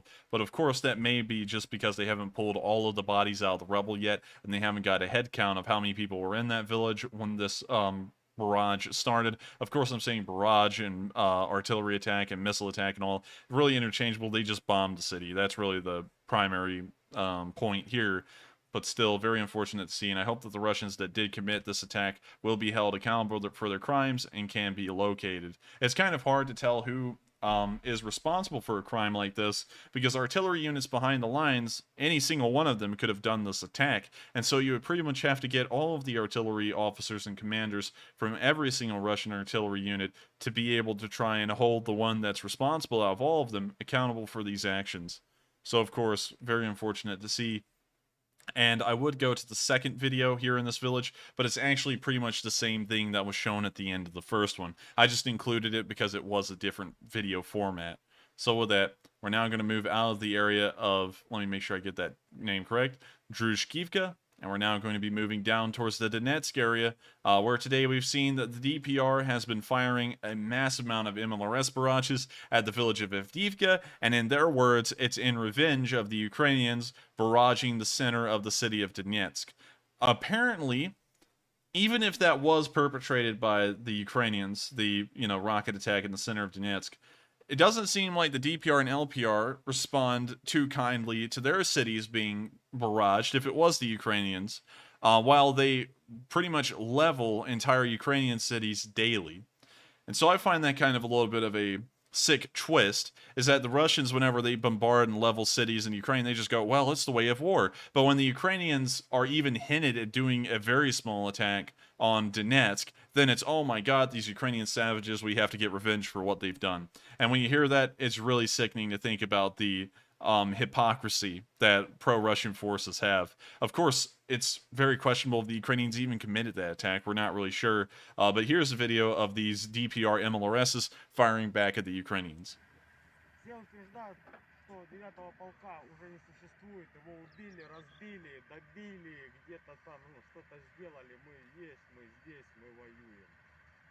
Доброе утро, мы из Донбасса.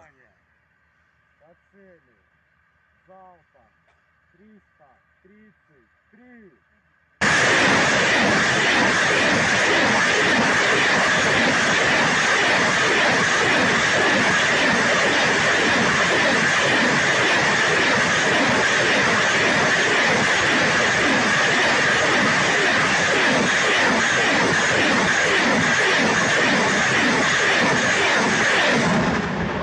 Привет, Авдеевке от Донбасса.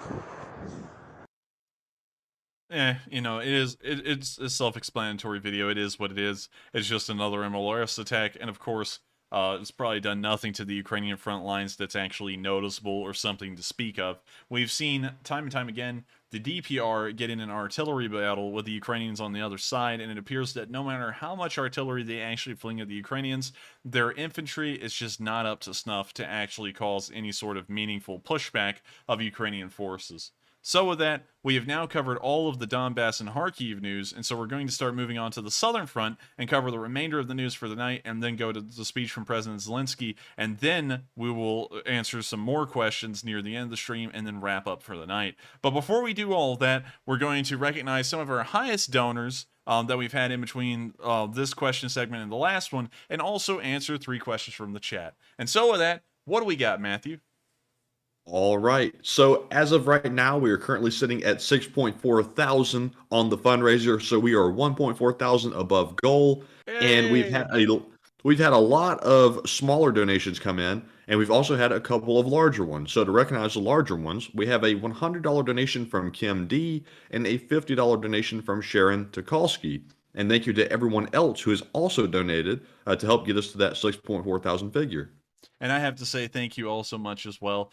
We've already gotten $1.5 thousand above this goal, and any amount of money that we go above this goal, it's just like a victory lap, pretty much. And so it's really crazy to me to think that so many people just believe in supporting Ukraine to the point that even when we reach our goal, people still continue to support. And so I thank you all so much once again. And of course, if you would like to support the fundraiser, please make sure to do so. But for the rest of y'all who have, of course, already helped to reach the goal, sit back and relax. It is pretty much a victory lap at this point. And so I thank you all once again for being the wonderful Lee Spring Army that we all are.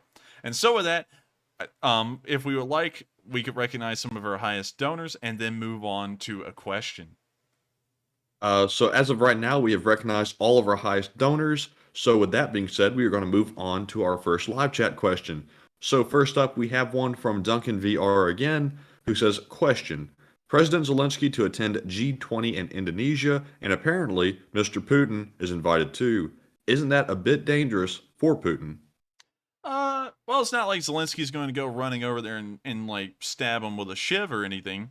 But still, I don't know. I mean, yeah, it's kind of a questionable thing, because usually when foreign leaders go to these events, there's a large amount of security that the G20 event has on its own, and then there's also a massive amount of security that each head of state brings with them. And so I don't really feel like it would be dangerous for either of them, but it would certainly be awkward for Ukraine and Russia to be at the G20, considering that they're both at war and they're pretty much pitted against each other. And you know, if Zelensky was honestly, they would be going for Putin's head for the amount of damage, pain, and suffering that they've been put on the Ukrainians. And then Putin, of course, wants Zelensky dead already, and that's been made very clear. I hope that answers the question in a way. I do think it is going to be questionable, but I don't think it would be unsafe for either of them, just considering the amount of security that will be around them. And so with that, we're on to the next question. And next up, we have a question from Micah Williams, who says, Enforcer, if Ukraine succeeds in pushing out the Russians, what do you think will happen to those who fought for the D/LPR? Could you reread that one to me real quick so I can collect my thoughts on it? Micah says, Enforcer, if Ukraine succeeds in pushing out the Russians, what do you think will happen to those who fought in the D/LPR? Well, usually they don't go after the enlisted. It's not like the Ukrainians are going to conduct some kind of purge of the DPR and LPR soldiers, the former ones, and start sending them into like concentration camps and things like that. That's not going to happen. The enlisted people in the lower ranks will be left alone. They'll just go back to their homes, and that'll be a memory of a distant time way down in their lives. But the commanders of the militaries of the DPR and LPR will most likely be held accountable, tried, and then sent to prison for treason against Ukraine, considering that those are breakaway states that are pretty much rebel groups against the actual Ukrainian government. So I believe that's most likely what would happen to the higher-ups in that chain of command. Of course, we know that the Ukrainians are not going to execute anyone. Of course, they abolished the death penalty inside of Ukraine, and we haven't seen them reinstate it due to the Russian war crimes, and also due to the treason that was committed in the DPR and LPR back in 2014. So I hope that answers the question and gives kind of a good gist. But once again, that is entirely an assumption on my part. I may be wrong. The Ukrainians may try and go for everyone, or they may leave most of them alone. On top of that, you may think it may be reasonable to assume that the higher up people in the governments of the DPR and LPR, including those higher up officers and generals, may flee from those areas into Russia, and the Russians may take them, or they may pull a Kharkiv move where the DPR and LPR troops tried to cross the border into Russia and say, if y'all cross, we'll shoot you. It could be one or the two, but those are the general routes that this could go down. Once again, I'm not really sure what it would actually be. I can only make assumptions to that regard, but I can give you the options. And so I hope that those options are fairly reasonable and pretty logical, at least in what they're saying. And with that, we are on to our last question of this segment, and then we're going to return to the Southern Front news and also the news in Kyiv, and then we will return back to another question segment. And so, with that, what is the last question of this segment? And the last one goes to Francis the Fault, who says Russian vehicles are always running out of gas and running out of operators. Maybe Russia is bombing their own vehicles so the Ukrainians can't get them. That may be a pretty good point. I'm not really sure if that's what they're doing. Of course, it's a decently good point. It may be reasonable to assume, but we don't have any hardcore evidence yet to lean in either direction on that. But that is a pretty good assumption to make. Sadly, we haven't really seen a lot of identification on these vehicles to show for sure that they're Russian, like a Z marking or anything like that. But then again, usually the video quality is so low and the drone is so far away from the vehicle that gets hit that it could be reasonable to assume that that may be the reason why the drones never really get a clear look at these tanks, is because they're Russian and they're trying to set up something to make it look like it's a Ukrainian tank being blown up. At the same time, we could just be reading into the situation too much, and they could actually be Ukrainian tanks that are getting destroyed, because that's always a reasonable answer. I always say, think horse beat. When you hear the clop of hooves, think horses, not zebras, because you always want to think of the most common explanation first before we go down a huge rabbit hole. So this is kind of going down a rabbit hole, but it's one that I would assume may have some truth to it, considering that the Russians never really give us hardcore evidence that the vehicles they are destroying are in fact Ukrainian. So with that, I hope that does address the question, and we have now reached the end of this question segment. I once again thank everyone so much once again for supporting this fundraiser. It does help out the Ukrainians a massive deal, and we're always appreciative that the Lee Spring Army always pulls through and manages to get this kind of support to the Ukrainians and help them out in this struggle for their freedom. So with that, we're now going to be moving down to the Southern Front, covering the remainder of the Southern Front news, and then returning to Kyiv for the speech from President Zelensky, and finally wrap out our stream with a massive question segment, and then after that, the stream will end. And so, we're actually going to be moving beyond Mariupol. We have no news from there today, and we're now going to go to the village of Polokhy. I've actually had to correct my front lines, because my front lines were actually back here, and I actually, without really a lot of information as to where the location of this was, I marked that the drone that was shot down the other day was actually near Kinsky Rozdori, but it was actually in the village of Polokhy, which is only about 8 miles away, so it was actually a very close guesstimation as to where that drone was most likely shot down. But we actually got more video today of that very same plant burning into the morning in a day later after that drone attack was conducted.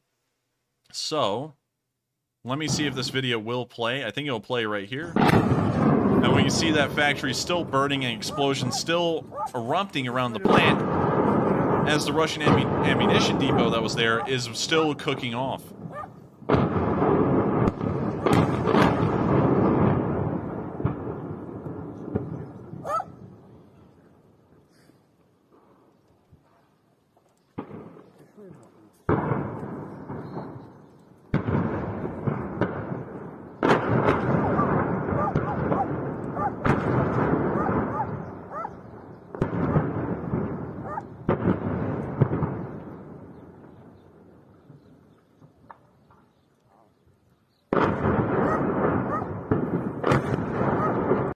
And so it's wonderful to hear the Russian ammo cooking off in Polokhy, and considering that that was apparently an ammunition depot that was very close to the front, I'm assuming that it's practically right near it. I think that this front line, though, being honest, we haven't gotten enough video evidence to correct it in a while, but I believe that's actually more of a straight line from Marinka to Staromnivka, kind of like this. I don't think Volnovakha is in Ukrainian control at the moment, and then it kind of makes a small little, I guess you could say, front line past Orkiv and then towards Vasilivka or Kamyanske, but I haven't gotten enough video evidence to confirm that front line change. So as far as I know, this thing is only a few miles from the front lines, which is very close for an ammunition depot. But still, it's impressive to know that the Ukrainians did manage to hit it and destroy it. And we actually saw the footage from the drone the other day that was helping to coordinate this attack on this ammunition depot that the Russians set up at Polohi. So very impressive to see. With that, we're now going to move on to the next part of the front line, where we can see Ukrainians shelling Russian positions once again. We haven't seen the Russians making any advances or any sort of activity whatsoever in this area, but we have seen the Ukrainians once again bombarding the Russian forces here in this tree line. We weren't actually able to see them in video, so I'm not sure if there were Russian forces here, but we could see this MLRS strike hit right onto this tree line, and so I'm assuming that the Ukrainians were trying to hit Russian forces. With that, we're now going to move on into something that was very interesting to me. These 4 videos here are the same videos from different perspectives and different times.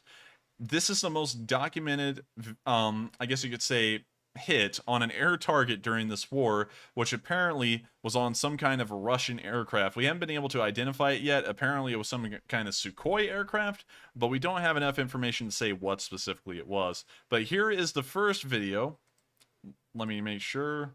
Yes, this is the first video we're going to show here of the jet actually flying around the area of Zaporizhia and then being hit. So here's that video.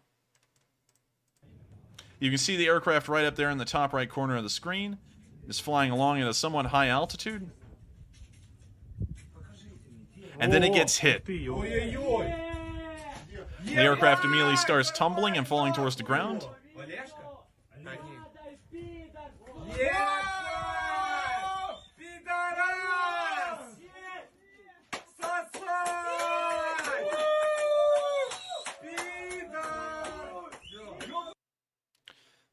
Very interesting to see. Not only was that clip interesting to see, and of course it was great to hear the Ukrainians cheer, we got another video from a drone. Actually, no, we got a second video. I'm actually going to try and do these in sequence. We got another video from a different area where other Ukrainians were looking at the Sukhoi that was shot down, and they also were screaming and cheering at the fact that this airplane was spiraling to the ground in a fireball. So here's that clip.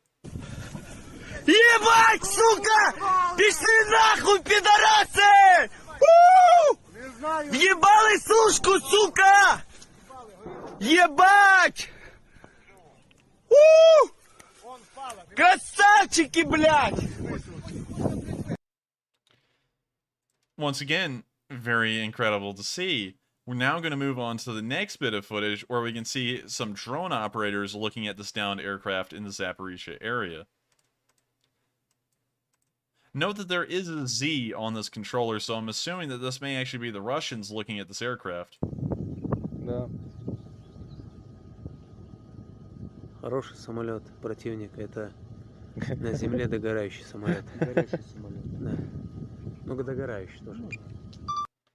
We can then see another clip of footage of this Sukhoi, where we can see some footage from the ground where people actually got close to the aircraft and took a good look at it. So this is actually our last clip in terms of sequence. I mean, you can see that the daylight has started to wane a little bit.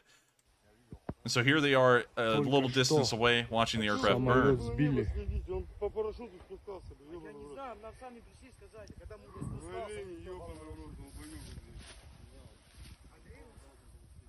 Настигли уродов. It appears that the chaff and flare dispensers are still working. But that's the end of all the videos we've gotten of this crash. It appears to have been a Russian Su-34, if we were to take a guesstimation based off of the tell section, that was shot down over Ukrainian territory that was then observed by a Russian drone and then observed by people on the ground. We're not really sure who those people were. We were not sure if they were Russians or Ukrainians, which may have suggested that this might have fallen somewhere very close to the front lines in between the Ukrainians and the Russians. Can't really tell for certain, but it was a Russian aircraft that was shot down. We were able to confirm that. And so, of course, very impressive to hear that the Ukrainians have gotten a kill, and we got so many different video perspectives of that kill unfolding.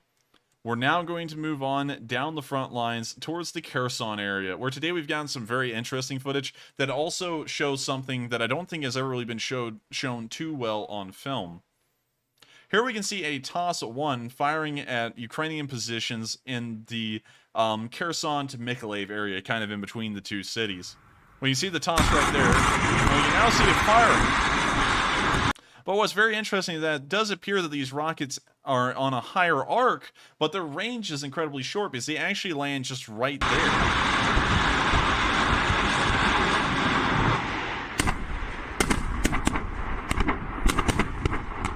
I actually thought that the TOS actually had an incredibly decent range, and it may have like around 8 miles of range on it, but still, seeing it have such a high arc to the rockets and then see them land just about 500 meters in front of the tank is something interesting to me, and it may suggest that every time we see a TOS barrage, that a TOS has to be pretty close to the front lines to be able to fire off those rockets and have them hit their targets. So that's a very interesting observation, and also an important one for me, because it does let us know every time we see a TOS barrage, a TOS must be nearby.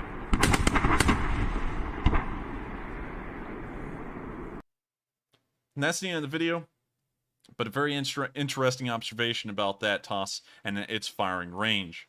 With that, we're now going to move on to our last bit of news for the night before we get to the speech from President Zelensky, where we can see a cruise missile flying incredibly low over a nuclear power plant near Voznesensk. Here's the video of that missile flying right over the plant. You can see that they highlighted it with a red square, and you can also see in the bottom right corner that missile flying over the plant. Very low as well.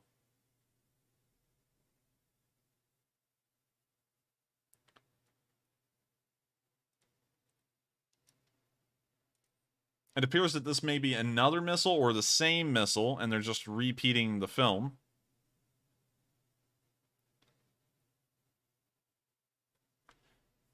And honestly, yeah, it appears that they're just continuously looping the film.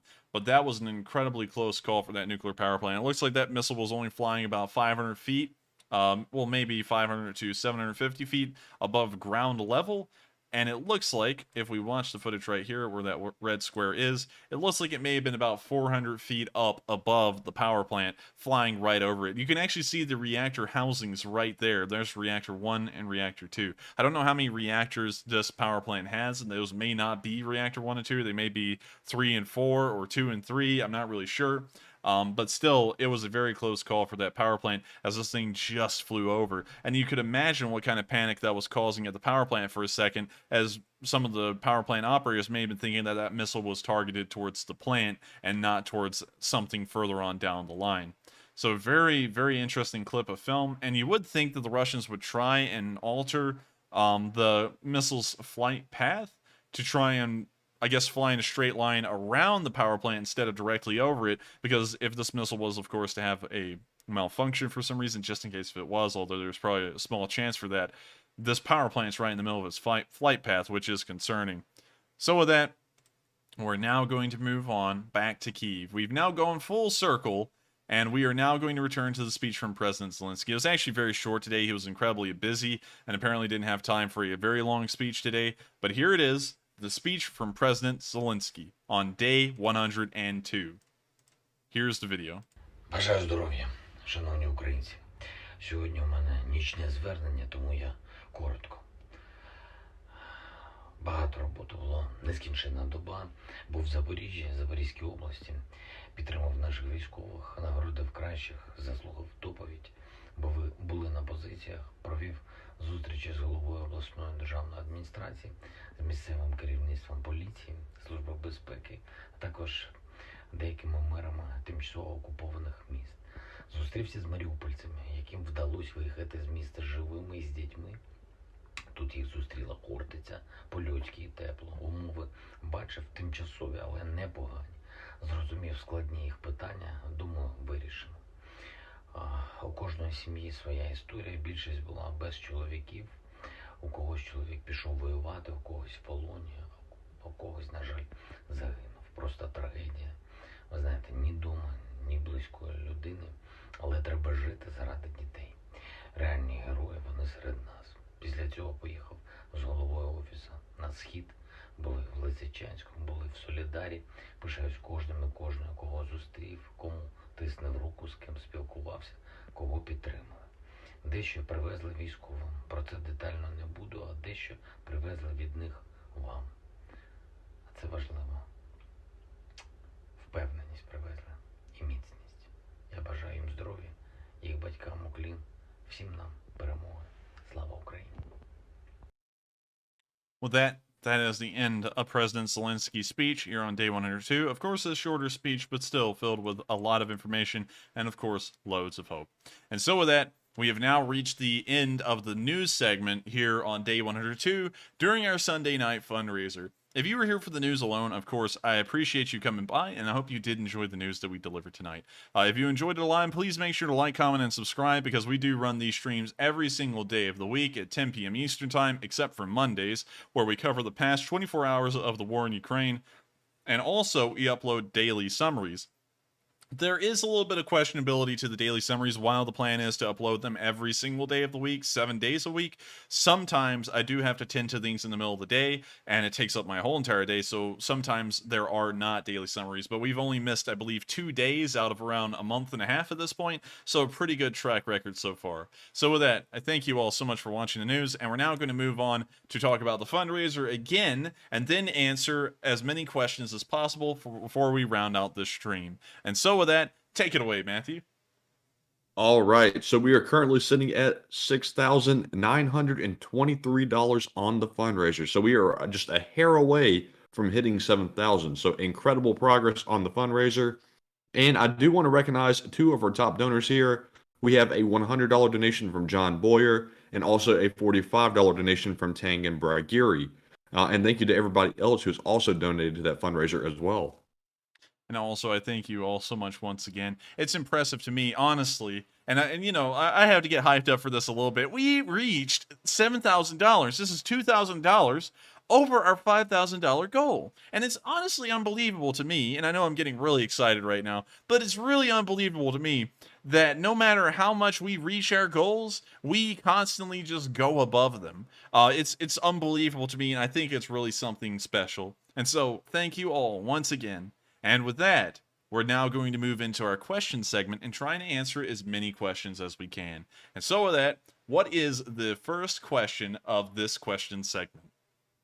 All right, and before we get to the first one, I just want to mention that if you have a question for us, please tag either me or the enforcer and put your question in the live chat, and I will see it and put it in our spreadsheet, and we'll try to answer it on stream before it ends tonight. So first up, we have a live chat from Praise Adonai, who is one of our longtime channel viewers, who says, I have a small request.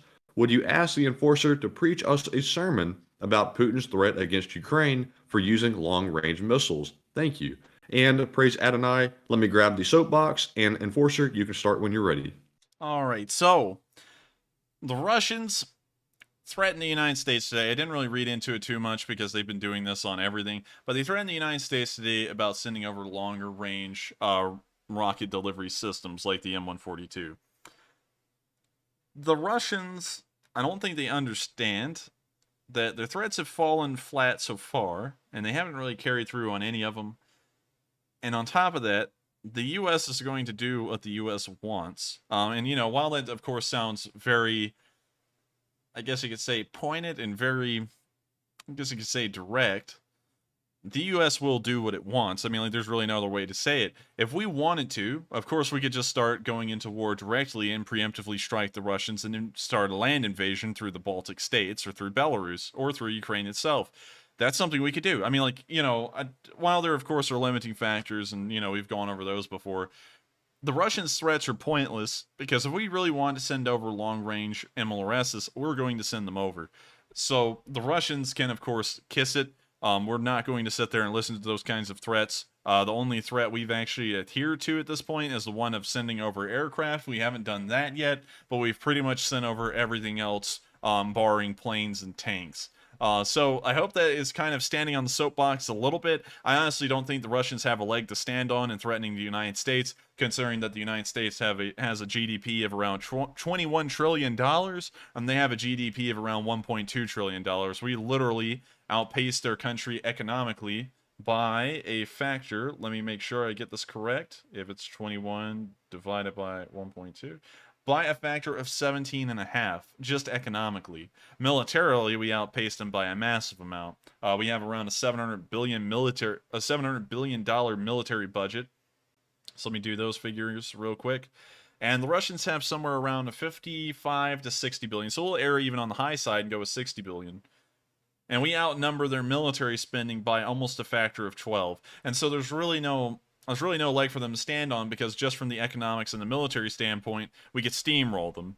So with that, I hope that does address the comment in a way, and I hope that soapbox. I'm sorry, for some reason I'm having a problem. Soapbox. Yeah, soapbox. I'm having a problem pronouncing things, to be honest. I choked on like some fried chicken earlier today, and the back of my throat's really sore. So that's actually causing me to have a couple of problems here saying things, because it hurts for my tongue to hit the top of my mouth. But I hope that does address the question, at least the comment, and I hope that soapbox was worth it. And with that, we are on to the next one. And real quick, we have hit that $7,000 mark. So a big thumbs up for the Leaf Spring Army. Y'all have done it again. We're well over goal, and thank you very much. And let me recognize the person that put us over that $7,000 mark. We had a $125 donation from the Strategist 777. So thank you very much for that. And thank you to everybody that put us at that $7,000 figure. So with that being said, let me get back up to the top. Now, I did say the famous saying there, just so everybody will love that. But moving on, we have a live chat from Mark Hackney, who says, what do you think can be done to increase the military aid to Ukraine to shorten the war? There's a couple of things that can be done. Of course, we could stop slowing the amount of packages we're sending over and how small they are. We can just enlarge the package sizes in the terms of the equipment that's being sent over. And we can also do them at a much more rapid pace. Being honest, I don't think a 3-week build-up to actually sending them over is worth anything. I think that they should be prepared to be sent over immediately, and then the news of the equipment, what it was and where it was sent, should be given while it's pretty much in transit or still being prepared to be shipped.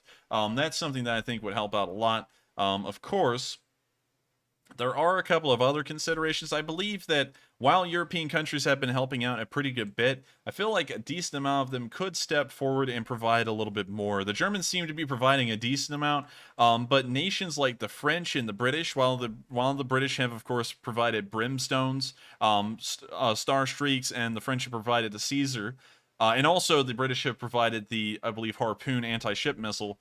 I haven't really seen a lot of European nations really stepping up to bat to help out as well. Every single Western nation is in this thing together. And I know that the United States, of course, outpaces a lot of the Western European countries economically just by GDP alone.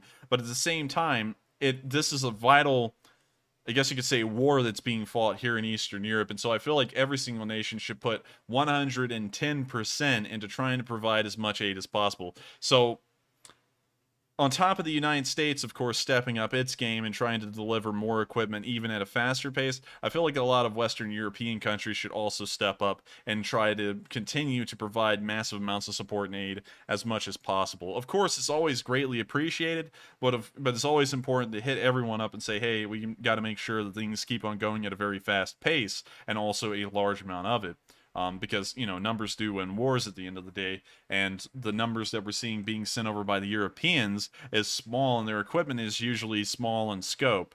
You know, like the Germans send over helmets, you know, of course, then they talk about sending over Gepards, and I believe some kind of SPGs, well, Panzerhaubitze 2000s, but we haven't actually ever heard of them being brought into Ukraine and used, and it's been about a month since they said that. And so their amount of equipment they're sending over is small, and then the amount of time it's taking for it to get there is incredibly long. So with that, I hope that does address the question in a way, and I hope that kind of says how we can get more equipment over there. It's really just a matter of speed and bulk. So with that, we're on to the next question. And next up, we have a question from Bobo Uzala, who says, I am very impressed with the Ukrainian general strategies. What do you know about the generals? Anything you can tell us? Well, we actually did pull up the commander-in-chief of the Ukrainian Armed Forces. There's the supreme commander-in-chief, that's Zelensky, and then there's a commander-in-chief below him that's actually a general in the Ukrainian army. And we actually pulled up that guy's story the other day and looked at it, and he's had an incredibly long history in the Ukrainian forces. He started off pretty much as a platoon commander and worked his way up through the ranks to become the commander-in-chief of the Ukrainian army. He has a pretty decent amount of military experience, and also we found out that some of his key traits yesterday is screw the paperwork, just start shooting at the Russians if they shoot at you. And then the other thing is that he's willing to forego traditions. And while traditions are, of course, important to esprit de corps in the military, which is, of course, a fancy term for just saying morale and kind of like military culture, it seems like he's willing to throw that to the wayside in exchange for progress and innovation within the military. So that's very important, especially considering that they've been transitioning from Eastern doctrine to Western doctrine. That's very important for someone in charge to have a mindset like that, because of course you'd have to be willing to get rid of tradition to pick up an entirely new doctrine. So I hope that that does answer the question, at least in regards to that single commander-in-chief, and it appears that they have some very forward-minded people, at least in terms of military innovation in the ranks. And it's very important to have commanders in general who are always open to innovation and change within the military, because without change technologically on the battlefield, things will begin to stagnate and militaries will fall behind. If the German, well, no, for example, this would be a better one. For example, if the British Expeditionary Force in World War I had not implemented aircraft and tanks into, I guess you could say, their doctrine and their strategies, the war would have gone much more poorly for them. But due to their willingness to adapt new technological innovations and bring them to the front and actually use them in mass, the British Expeditionary Forces in France were able to do fairly well, as well as the United States, which implemented a large amount of the stuff that the British were doing at the time once they got over there, largely because they were given British and French equipment. They wouldn't be met with the same level of success. So it's always important to have commanders that, of course, are very innovational and do believe in the adaptation of new stuff. So I hope that that does answer the question, and with that, we're on to the next one. All right, and we are now at 7.3 thousand on the fundraiser, thanks to Paolo Curradini, who came in with a $250 donation. And thank you very much for that, Paolo. That is very generous of you. And Enforcer, would you like to add anything? Yes, I would. I was just waiting for you to say that. I want to thank you, Paolo, because you've supported this channel a huge deal, and you also support these fundraisers a massive deal. And I got to thank you so much for having a lot of generosity in helping this channel to keep on running, and also to help Ukraine keep on going with the support we give. Of course, in the big perspective of things, with billions of dollars being flung around, what we do is, well, militarily it would be a drop in the bucket, but in terms of humanitarian aid, the amount of support we've raised has been massive. And I've got to thank you all again for allowing us to get to this level, especially considering that this channel literally started off at nothing. We only had 80 subscribers when these streams started, and now we've gotten up to over 70,000 subscribers. And not only that, we've managed to raise $300,000 in support, and that's honestly unbelievable when I really think about how far this channel's come in such a short span of time. And so, thank you so much once again, Paolo, for the massive amount of support. It's always appreciated, and it always helps out the Ukrainians, especially on the Sunday night fundraisers, because all the support goes straight to the fundraiser that was selected. And so with that, we are now on to the next question. All right, and moving on, we have a question from Carta, who says, do Russian trolls think that their equipment gets newer and their troops better trained and supplied if they brag more? Yes, they do. They also think as the war continues on, it's like some kind of movie. And y'all know the movie cliche. I'm going to explain the whole entire thing.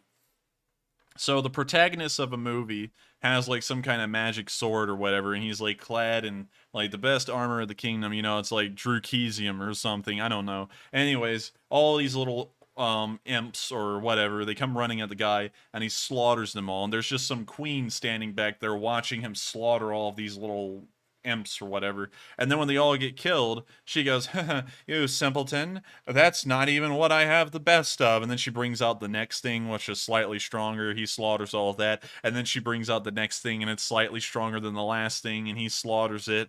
And then finally brings out like the super sompa wampa thing that just like really gives the guy a hard time, or finally defeats him and he's like on the ground and the power of friendship saves him or whatever. That's what Russian trolls think this war is going like. They just keep on lying to themselves and coping with how bad the war is going by saying, oh, don't worry, the Russians are about to pull out the best of the best. You know, they're about to pull out 1 million T-14s from the warehouses in Siberia, and they're also going to use nothing but Su-57s, and this war will be over by Christmas. And it's just not going to happen because they already used their best stuff at the very beginning of the war. They were using nothing but T-72B3s, T-90s, T-80 BVMs. They were using all that stuff. And now we see very little T-72B3s. We have not seen hardly any T-90s anymore. They have brought out BMPT Terminators, though. That is something that they have added. We've seen the T-80 BVMs largely disappear. I think I've already covered that one, but they've largely disappeared. And now most of the Russian forces are made up of a very small amount of T-72B3s, a large amount of T-72Bs, a large amount of T-80 BVs, and also T-80Us, which are older. And so we know that their equipment is getting worse, and in return, their contract soldiers that they're using have to be getting lower and lower in grade and quality. So I hope that does address the question, and I just don't understand where Russian bots come from, you know. And then they come on here and they try and throw personal insults at me, which is so lame. It's like, what? Why? You know. And then of course there's the sneaky ones, and you know, I always try and think maybe those are real people, but nah. They're either bots or trolls, but then they'll come on here and say something like, I mean, like, no offense or anything, but what you say doesn't make any sense. And it's like, how? You know? But anyways, I hope that it does address the question. And with that, we're on to the next one. And next up, we have a $100 donation to the fundraiser from Jimmy Hintz, who's coming in hot, who put us up to 7.4 thousand. So we are making good progress on that fundraiser, and thank you very much, Jimmy, for that. And I thank you very much once again, Jimmy, for the support. Of course, it's great to hear that everyone's still supporting this fundraiser, and we're almost up to 7.5, almost 50% over the original $5,000 goal. It's honestly impressive to me, and I thank you, Jimmy, like everyone else that's put in massive amounts of support for y'all's support. Once again, every bit of support counts, even if it's $5 or $1. That's still as important as a $100 donation. And so I thank everyone once again, but we always do want to thank those heavy hitters, because it is always important to, you know, point out that a lot of people support Ukraine, and they definitely support them to a massive amount and definitely get help that the soldiers need. And I thank you all once again for the massive amount of support. The Lee Spring Army never fails and continues to go on even when we don't need to. And so with that, we are on to the next question. And we have a question from one of our channel regulars, Packeting, who says, Enforcer, now that the Ukrainians have excellent defensive positions in the east, do you think they should just hold and exhaust waves of Russian offensives, or should the Ukrainians advance in the south? I think that it would actually be advantageous for the Ukrainians to advance in the south. If they were to stop and assume defensive positions, that would give Russians the breathing room to try and rebuild their forces logistically, try and resecure logistics connections to their front lines and their supply depots, and then try and start offensives again. When you're in this kind of position where you're actually having very good offensives taking place, you want to make sure to take advantage of that and keep pursuing them until it's no longer possible. So I believe that would be more in Ukraine's advantage to pursue these offensives instead of trying to stop and start a defensive. While, of course, they are fighting a defensive war and they only have to hold their ground for it to be considered a winning war, it still is beneficial for them to try and kick the Russians back out, because the less land they owned is less of a bargaining chip that the Russians will have in the future, and also it is allowing the Ukrainians to try and end the war a little bit sooner. So I hope that it does answer the question, and thank you very much for the great one once again, Packeting. And also, with that, we are on to the next one. Okay, and we do have a couple of important announcements real quick. First up, one of the most important, the Cambot has arrived for the night. Its first visit was just a moment ago, and it is now eliminated, like always. So we do have even a bigger announcement than that. We are now at 7.6 thousand on the fundraiser, thanks to Kaltenberg putting in a $100 donation, and also the strategist 777 putting in another $20 donation. And I think there was one more here. We had one from Anonymous as well, who obviously we don't know their name, but thank you very much to all of you for your support of the fundraiser. Hey, and I thank you very much, especially Kaltenberg, the anonymous person, and the strategist for supporting this fundraiser. We've now gotten up to 7.6 thousand, and it triggered a lot of people's OCD that we weren't at 7.5. So I think now, just to make it fair, we're going to have to start trying to get to 8,000. Can we get to 8,000? That's a question that we'll have to answer over the next few minutes. But once again, there's no pressure. We've already met the goal, but still, it's always nice to have a good round number. And so with that, I thank you so much, Kaltenberg, and also the strategist and the anonymous person for the support. It does help with this fundraiser a lot, and that support is going directly to Ukrainian soldiers to help them get rehabilitated from their injuries. And so with that, we are on to the next question. All right, and next up we have one from Chris Thorney, who says, Enforcer, did you see the American volunteer fighter interview on Speak the Truth YouTube channel? Sadly, I haven't. I don't really watch YouTube a lot. Every once in a while I do. Actually, I was passing by a TV that Matthew was watching, and for some reason we watched some documentaries about honey badgers tonight, and that's like the only thing I've watched on TV. And Matthew can tell you, I was honestly very surprised about the intelligence and the ferocity of honey badgers. They are actually really cool. I'll let Matthew put in some comments on that because he watched the same thing as me. Yes, we were actually at first looking for videos of the honey badger rifle because I'm kind of obsessed with that right now, and we happened to come across a video of the honey badger animal, and man, are those things intelligent. I had no clue those things were so intelligent, and we watched a video of some honey badger. I can't remember the name of it. I think it was, I can't remember the name, but it was so intelligent, it broke into somebody's house and almost got them. It's trying to get them. Yeah, pretty interesting stuff. Yeah, it was a really cool little like documentary we watched. What was it? Man, I got to remember the name of that honey badger because it would get out and they would always be screaming the name and running after it. Wait, what? Stoffel. It was Stoffel. The honey badger would crawl out of the enclosure, and every single time they would chase behind it like it was almost like a comedy, and they'd be like, Stoffel, Stoffel, and they'd be trying to get it. And that thing actually broke into those people's houses. House, and like was trying to get into their bedroom. I don't know why. Honey badgers are really aggressive, so I think he was trying to actually like murder them. But still, it was a really cool video, and I have to say that the honey badger was just super cool. So unfortunately, I haven't seen that video, but I did see a honey badger video. So I hope that that does kind of show that I do actually watch YouTube recreationally a little bit. And so with that, we are on to the next question. All right, and next up here, we have one from Scott Debris, who says, I know it's probably not too likely, but if Ukraine were to push back into Crimea, how would that population handle it? Would they want to stay with Russia or go back to Ukraine? It's a very good question. Sadly, I can't really give you an answer to it. I feel like a decent amount of them would want to go back to Ukraine, but at the same time, a small amount of them, or maybe even a sizable amount, there's really no way to tell, may want to remain with Russia. Well, the Russians, of course, rig statistics, polls, and votes constantly. And so based off of their polling, something like 94% of the population wanted to be a part of the Russian Federation. But how true is that? It could have been like as little as 7%, 40%. It could have been actually 94%. But we really don't know because the Russians are so untrue with almost everything they do. So sadly, I can't say how willing they would be to be a part of Ukraine again. But I feel like they would most likely be met with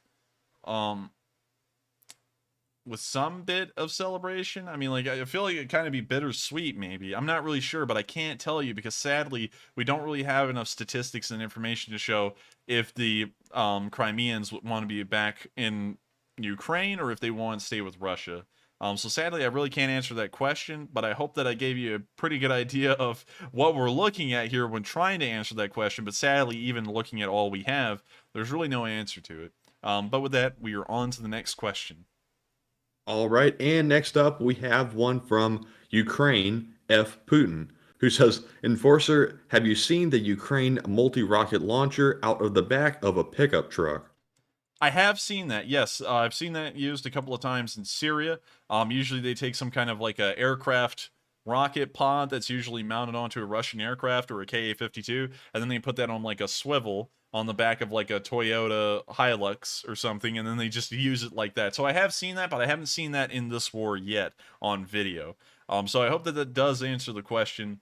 I think you may be also talking about that time they have like a Chevy or something, and they put like a Fago on top of it, I believe, or some Concours. I think I may have seen that, but only in passing, and I can hardly remember it. But I hope that that does answer the question, at least in a way. And with that, we're on to the next one. And next up, we have one from Den Jared, who says, Enforcer, world diplomacy failed Ukraine. Weren't they promised that a Russia would not attack them if they gave up their nukes? They gave up their nukes, and what happened? They got invaded. That's true. World diplomacy did fail them. Of course, that was, I believe, the I forget. It's like the Non-Nuclear Proliferation Treaty of 1994, I believe, is the name of it. But they did give up their nukes in exchange for protection and, of course, guarantees of independence. One thing to consider, though, is that the Ukrainians' hands were kind of tied in that agreement, because if they had not agreed to that, the whole entire world would have sanctioned them into oblivion, and they would have ended up being a hermit country like North Korea. And the Ukrainian economy was very small and incredibly fragile and could not support the burgeoning weight of something like 1,100 nuclear weapons that were within their borders. And so it would have literally bankrupted them to actually try and maintain all of those nukes. So they were kind of tied in that decision. It didn't really matter if they got any guarantees; they were pretty much forced to give them up. But still, yes, in terms of the actual treaty, well, actually, it wasn't a treaty. It was like a nuclear non-proliferation. I forgot the specific name for it. Well, it wasn't a binding treaty, but still, it was a guarantee by the United Kingdom, the United States, and the Russian Federation that they would protect the sovereignty of Ukraine and not invade them. And of course, the Russians did violate it. So in that regard, I would have to agree. But at the same time, the Ukrainians haven't been left high and dry. Of course, the Western nations and pretty much all of the countries in NATO have been supporting them as much as possible. So I hope that that does address the question. And with that, we are on to the next one. And just a quick shout out to Ma and Pa Ferguson, who put in a $20 donation to the fundraiser. Thank you very much for that.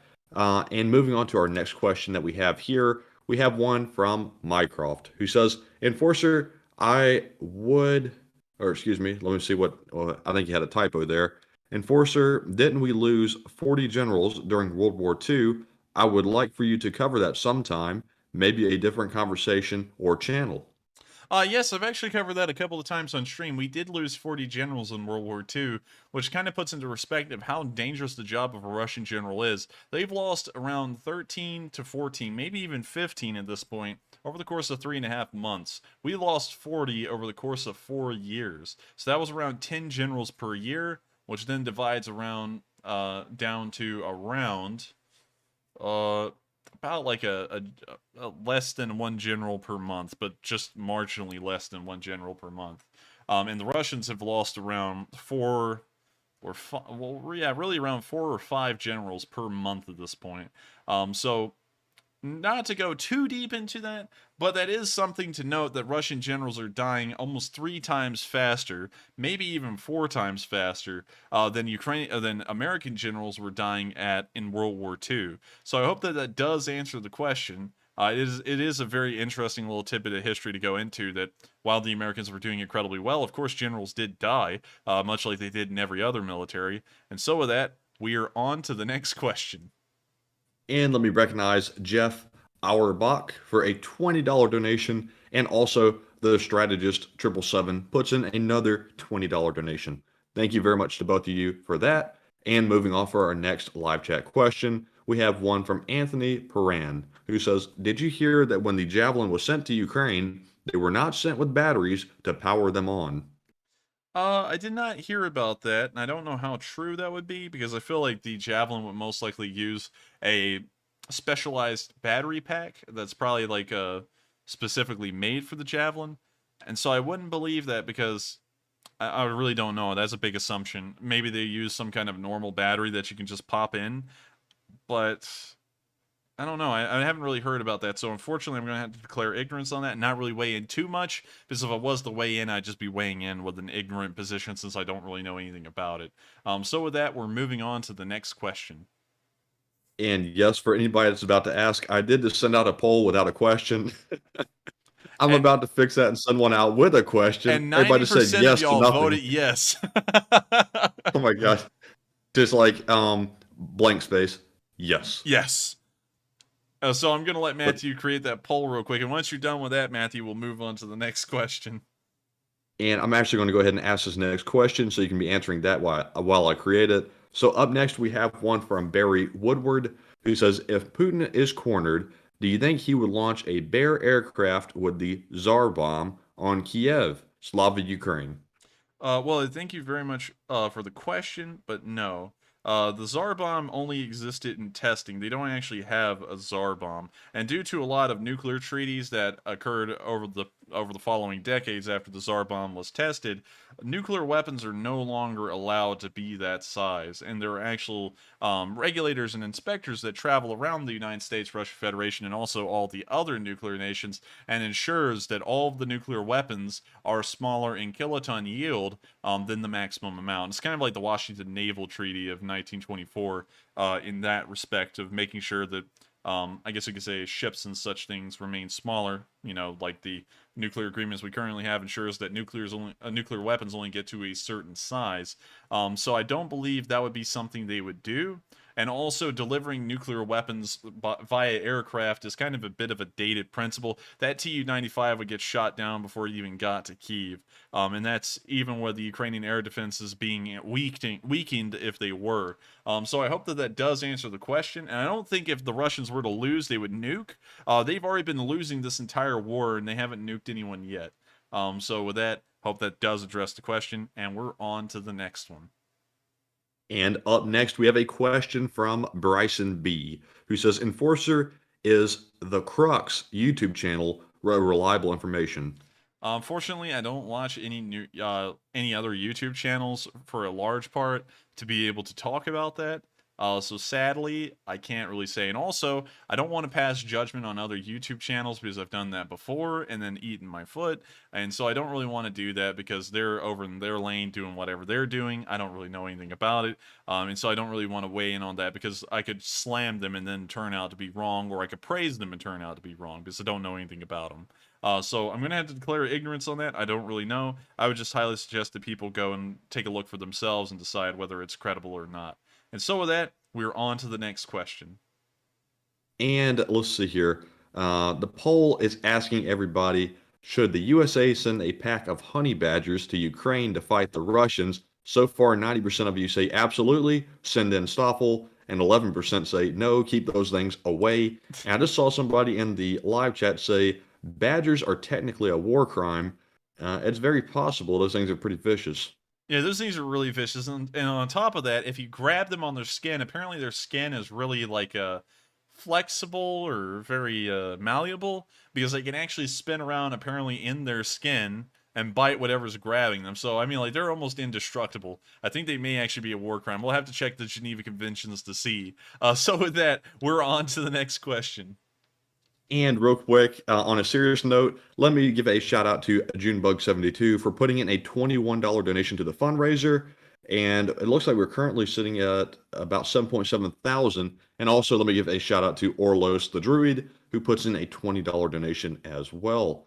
I'm just trying to check real quick and make sure I didn't miss anyone. And it doesn't look like we did. So, up next on the live chat questions, we have one from Misty Curtis, who says, have you heard or seen any British military equipment in Ukraine as of yet? We have seen some British equipment. We have seen the brimstones, the harpoons, and we've also seen the Starstreak missiles in Ukraine. But we haven't actually seen any British physical equipment. Well, we've seen British physical equipment, but we haven't seen any sort of like frontline equipment, I guess you could say, in terms of like vehicles. So to answer that question, yes, but if you're talking about like actual stuff used on the front lines, like a vehicle, no. So I hope that that does answer the question, at least in a way. And with that, we're on to the next one. And up next, we have one from William Harris, who says, Enforcer and Enforcer Matt, do you think that the battle at Severodonetsk will be like Mariupol? It's reported to have tunnels and nuclear bunker in the west near the river, and Lysychansk perched overlooking it.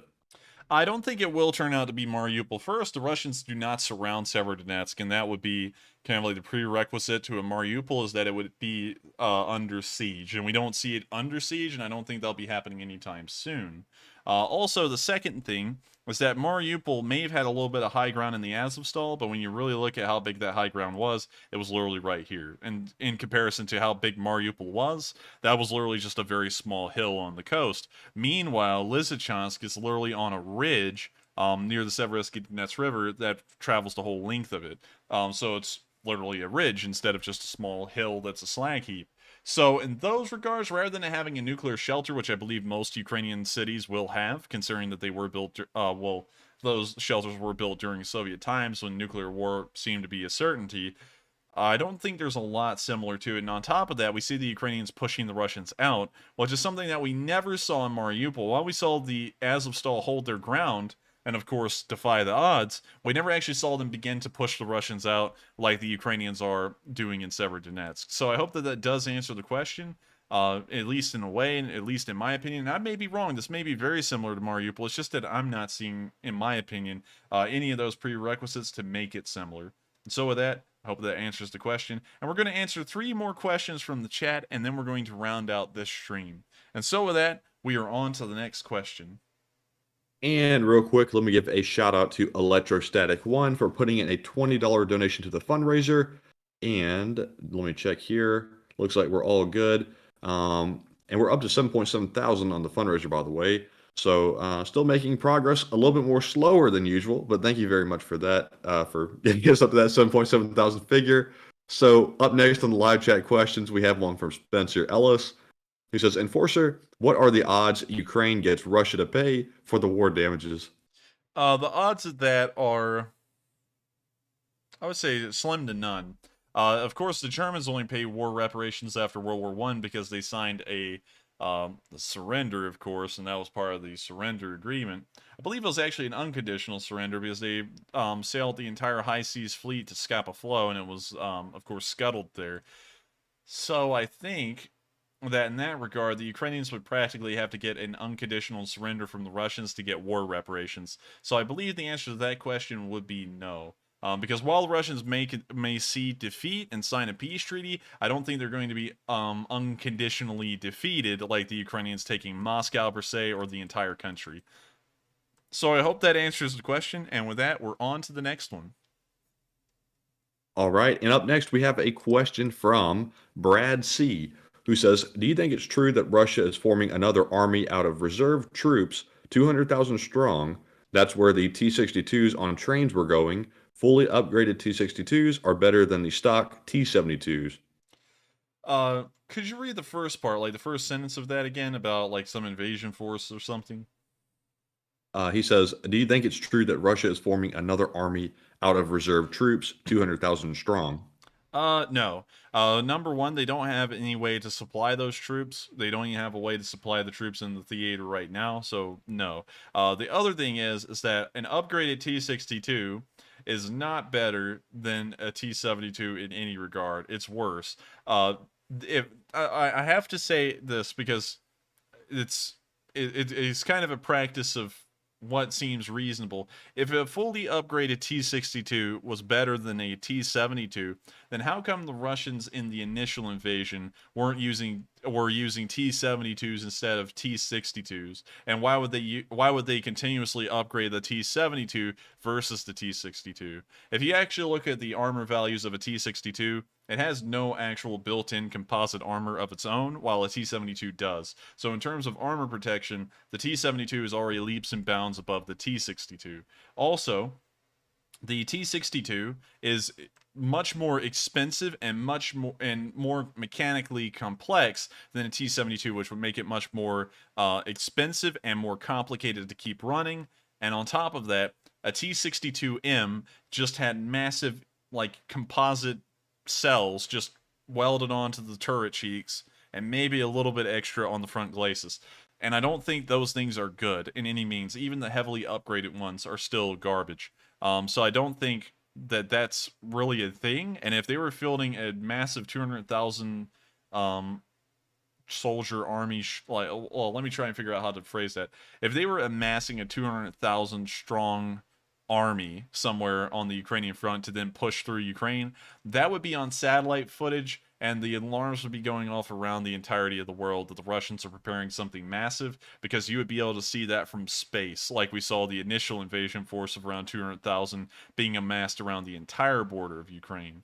So I don't think that's a possibility. I think that's a large amount of farce, and also a large amount of imaginative storytelling from the Russians, because that's not a possibility in any means. I always say I'm wrong with things, but on that one, I'm not wrong. There's just no way that that's possible. And I hate to say that and sound surefire with that, but it's just, when you look at everything, it's just not possible. I mean, like, look how small this offensive is near Severodonetsk, and they've literally had to put a stop to everything going on the front lines to be able to just conduct that tiny offensive, and it's now been stalled, and now they're being pushed back. So I don't know how they'd be able to field a 200,000 strong army and supply it, and then actually do something else around the rest of the front lines. It just couldn't happen.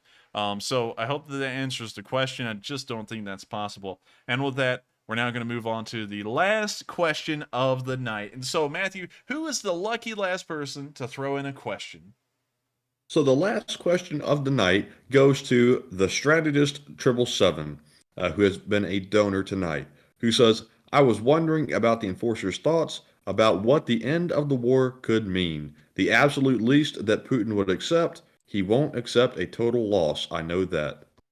He won't accept a total loss, and I've been saying since the start, I believe what will happen is that the Ukrainians will agree to neutrality. Although it seems like the war is going so well, I'm kind of questioning that, but I'm still pretty set on this is how it's going to turn out, like at the very end. The Ukrainians will sign a treaty that agrees to neutrality. It'll pretty much be a white peace in a way, where the Russians will be allowed to keep Crimea, and also the DPR and LPR will probably be recognized as independent republics, maintaining the borders they have right now. I feel like that would be the most balanced way for this war to end. But at this point, it kind of seems like the Ukrainians are going to push the Russians out of everything they have, and maybe even start attacking the DPR and LPR or Donetsk exclusively. I think they'll only go with one over the other instead of both at the same time, and then that may cause some headaches for the Russians. It seems like Zelensky's actually determined in reclaiming all Ukrainian lands, including Crimea, but that may just be some very hyped up talk at the moment, and it may die down once actual negotiations resume. So that's kind of how I'm looking at this war ending. And so with that, it is time to end this stream. I thank you all so much for watching once again. We still have 5,300 people watching on the stream. And of course, I always have to give my condolences to the bot that just arrived again. And Matthew, of course, took it out behind the barn and shot it. So thank you very much once again, Matthew. And with that, if you did enjoy the stream, make sure to like, comment, and subscribe. The stream runs every single day of the week, except for Mondays at 10 p.m. Eastern Time, where we cover the past 24 hours of the war in Ukraine and the developments that have been occurring on the front line since then. We've also got another one. Wow, look at that. They're coming in really fast now. Got rid of that one personally. But anyways, let me get back to what I was saying. We also upload daily summaries every single day of the week, covering some of the highlight videos of the day. And so with that, I thank you all so much once again. We have gotten to $8,000. Thank you, Robin, for the $183 in support. You rounded it out perfectly to get $8,000. I also want to make sure I didn't miss anyone here. Okay, it looks like we didn't miss anyone. Tim Swenson, just in case we forgot you, just in case. Thank you for the $20 donation to the to Revive Soldiers of Ukraine. And with that, it is time for us to end the stream on a wonderful note. $8,000 raised in support of Revive Soldiers of Ukraine. And so, with that, I thank you all so much for coming once again. It was wonderful to have you all on, and it's always an honor for me to report the news of the war in Ukraine and tell everyone the wonderful news that Ukraine is actually on the up and up, and it looks like things may be getting better from here. Although I don't want to be too cocky, because that could be wrong. But with that, I thank you all once again, and I hope you all will have a great night. Once again, we will not be streaming tomorrow. Tomorrow is Monday, and that is an off day for me, and I will be enjoying a great Monday, of course, trying to relax, maybe do a couple of things around the house and get some stuff done. But with that, I thank you all once again, and I will see you all on Tuesday at 10 p.m. to cover day 103 and day 104 of the war in Ukraine. Thank you all once again, and I will see you all on Tuesday. Good night, and take care.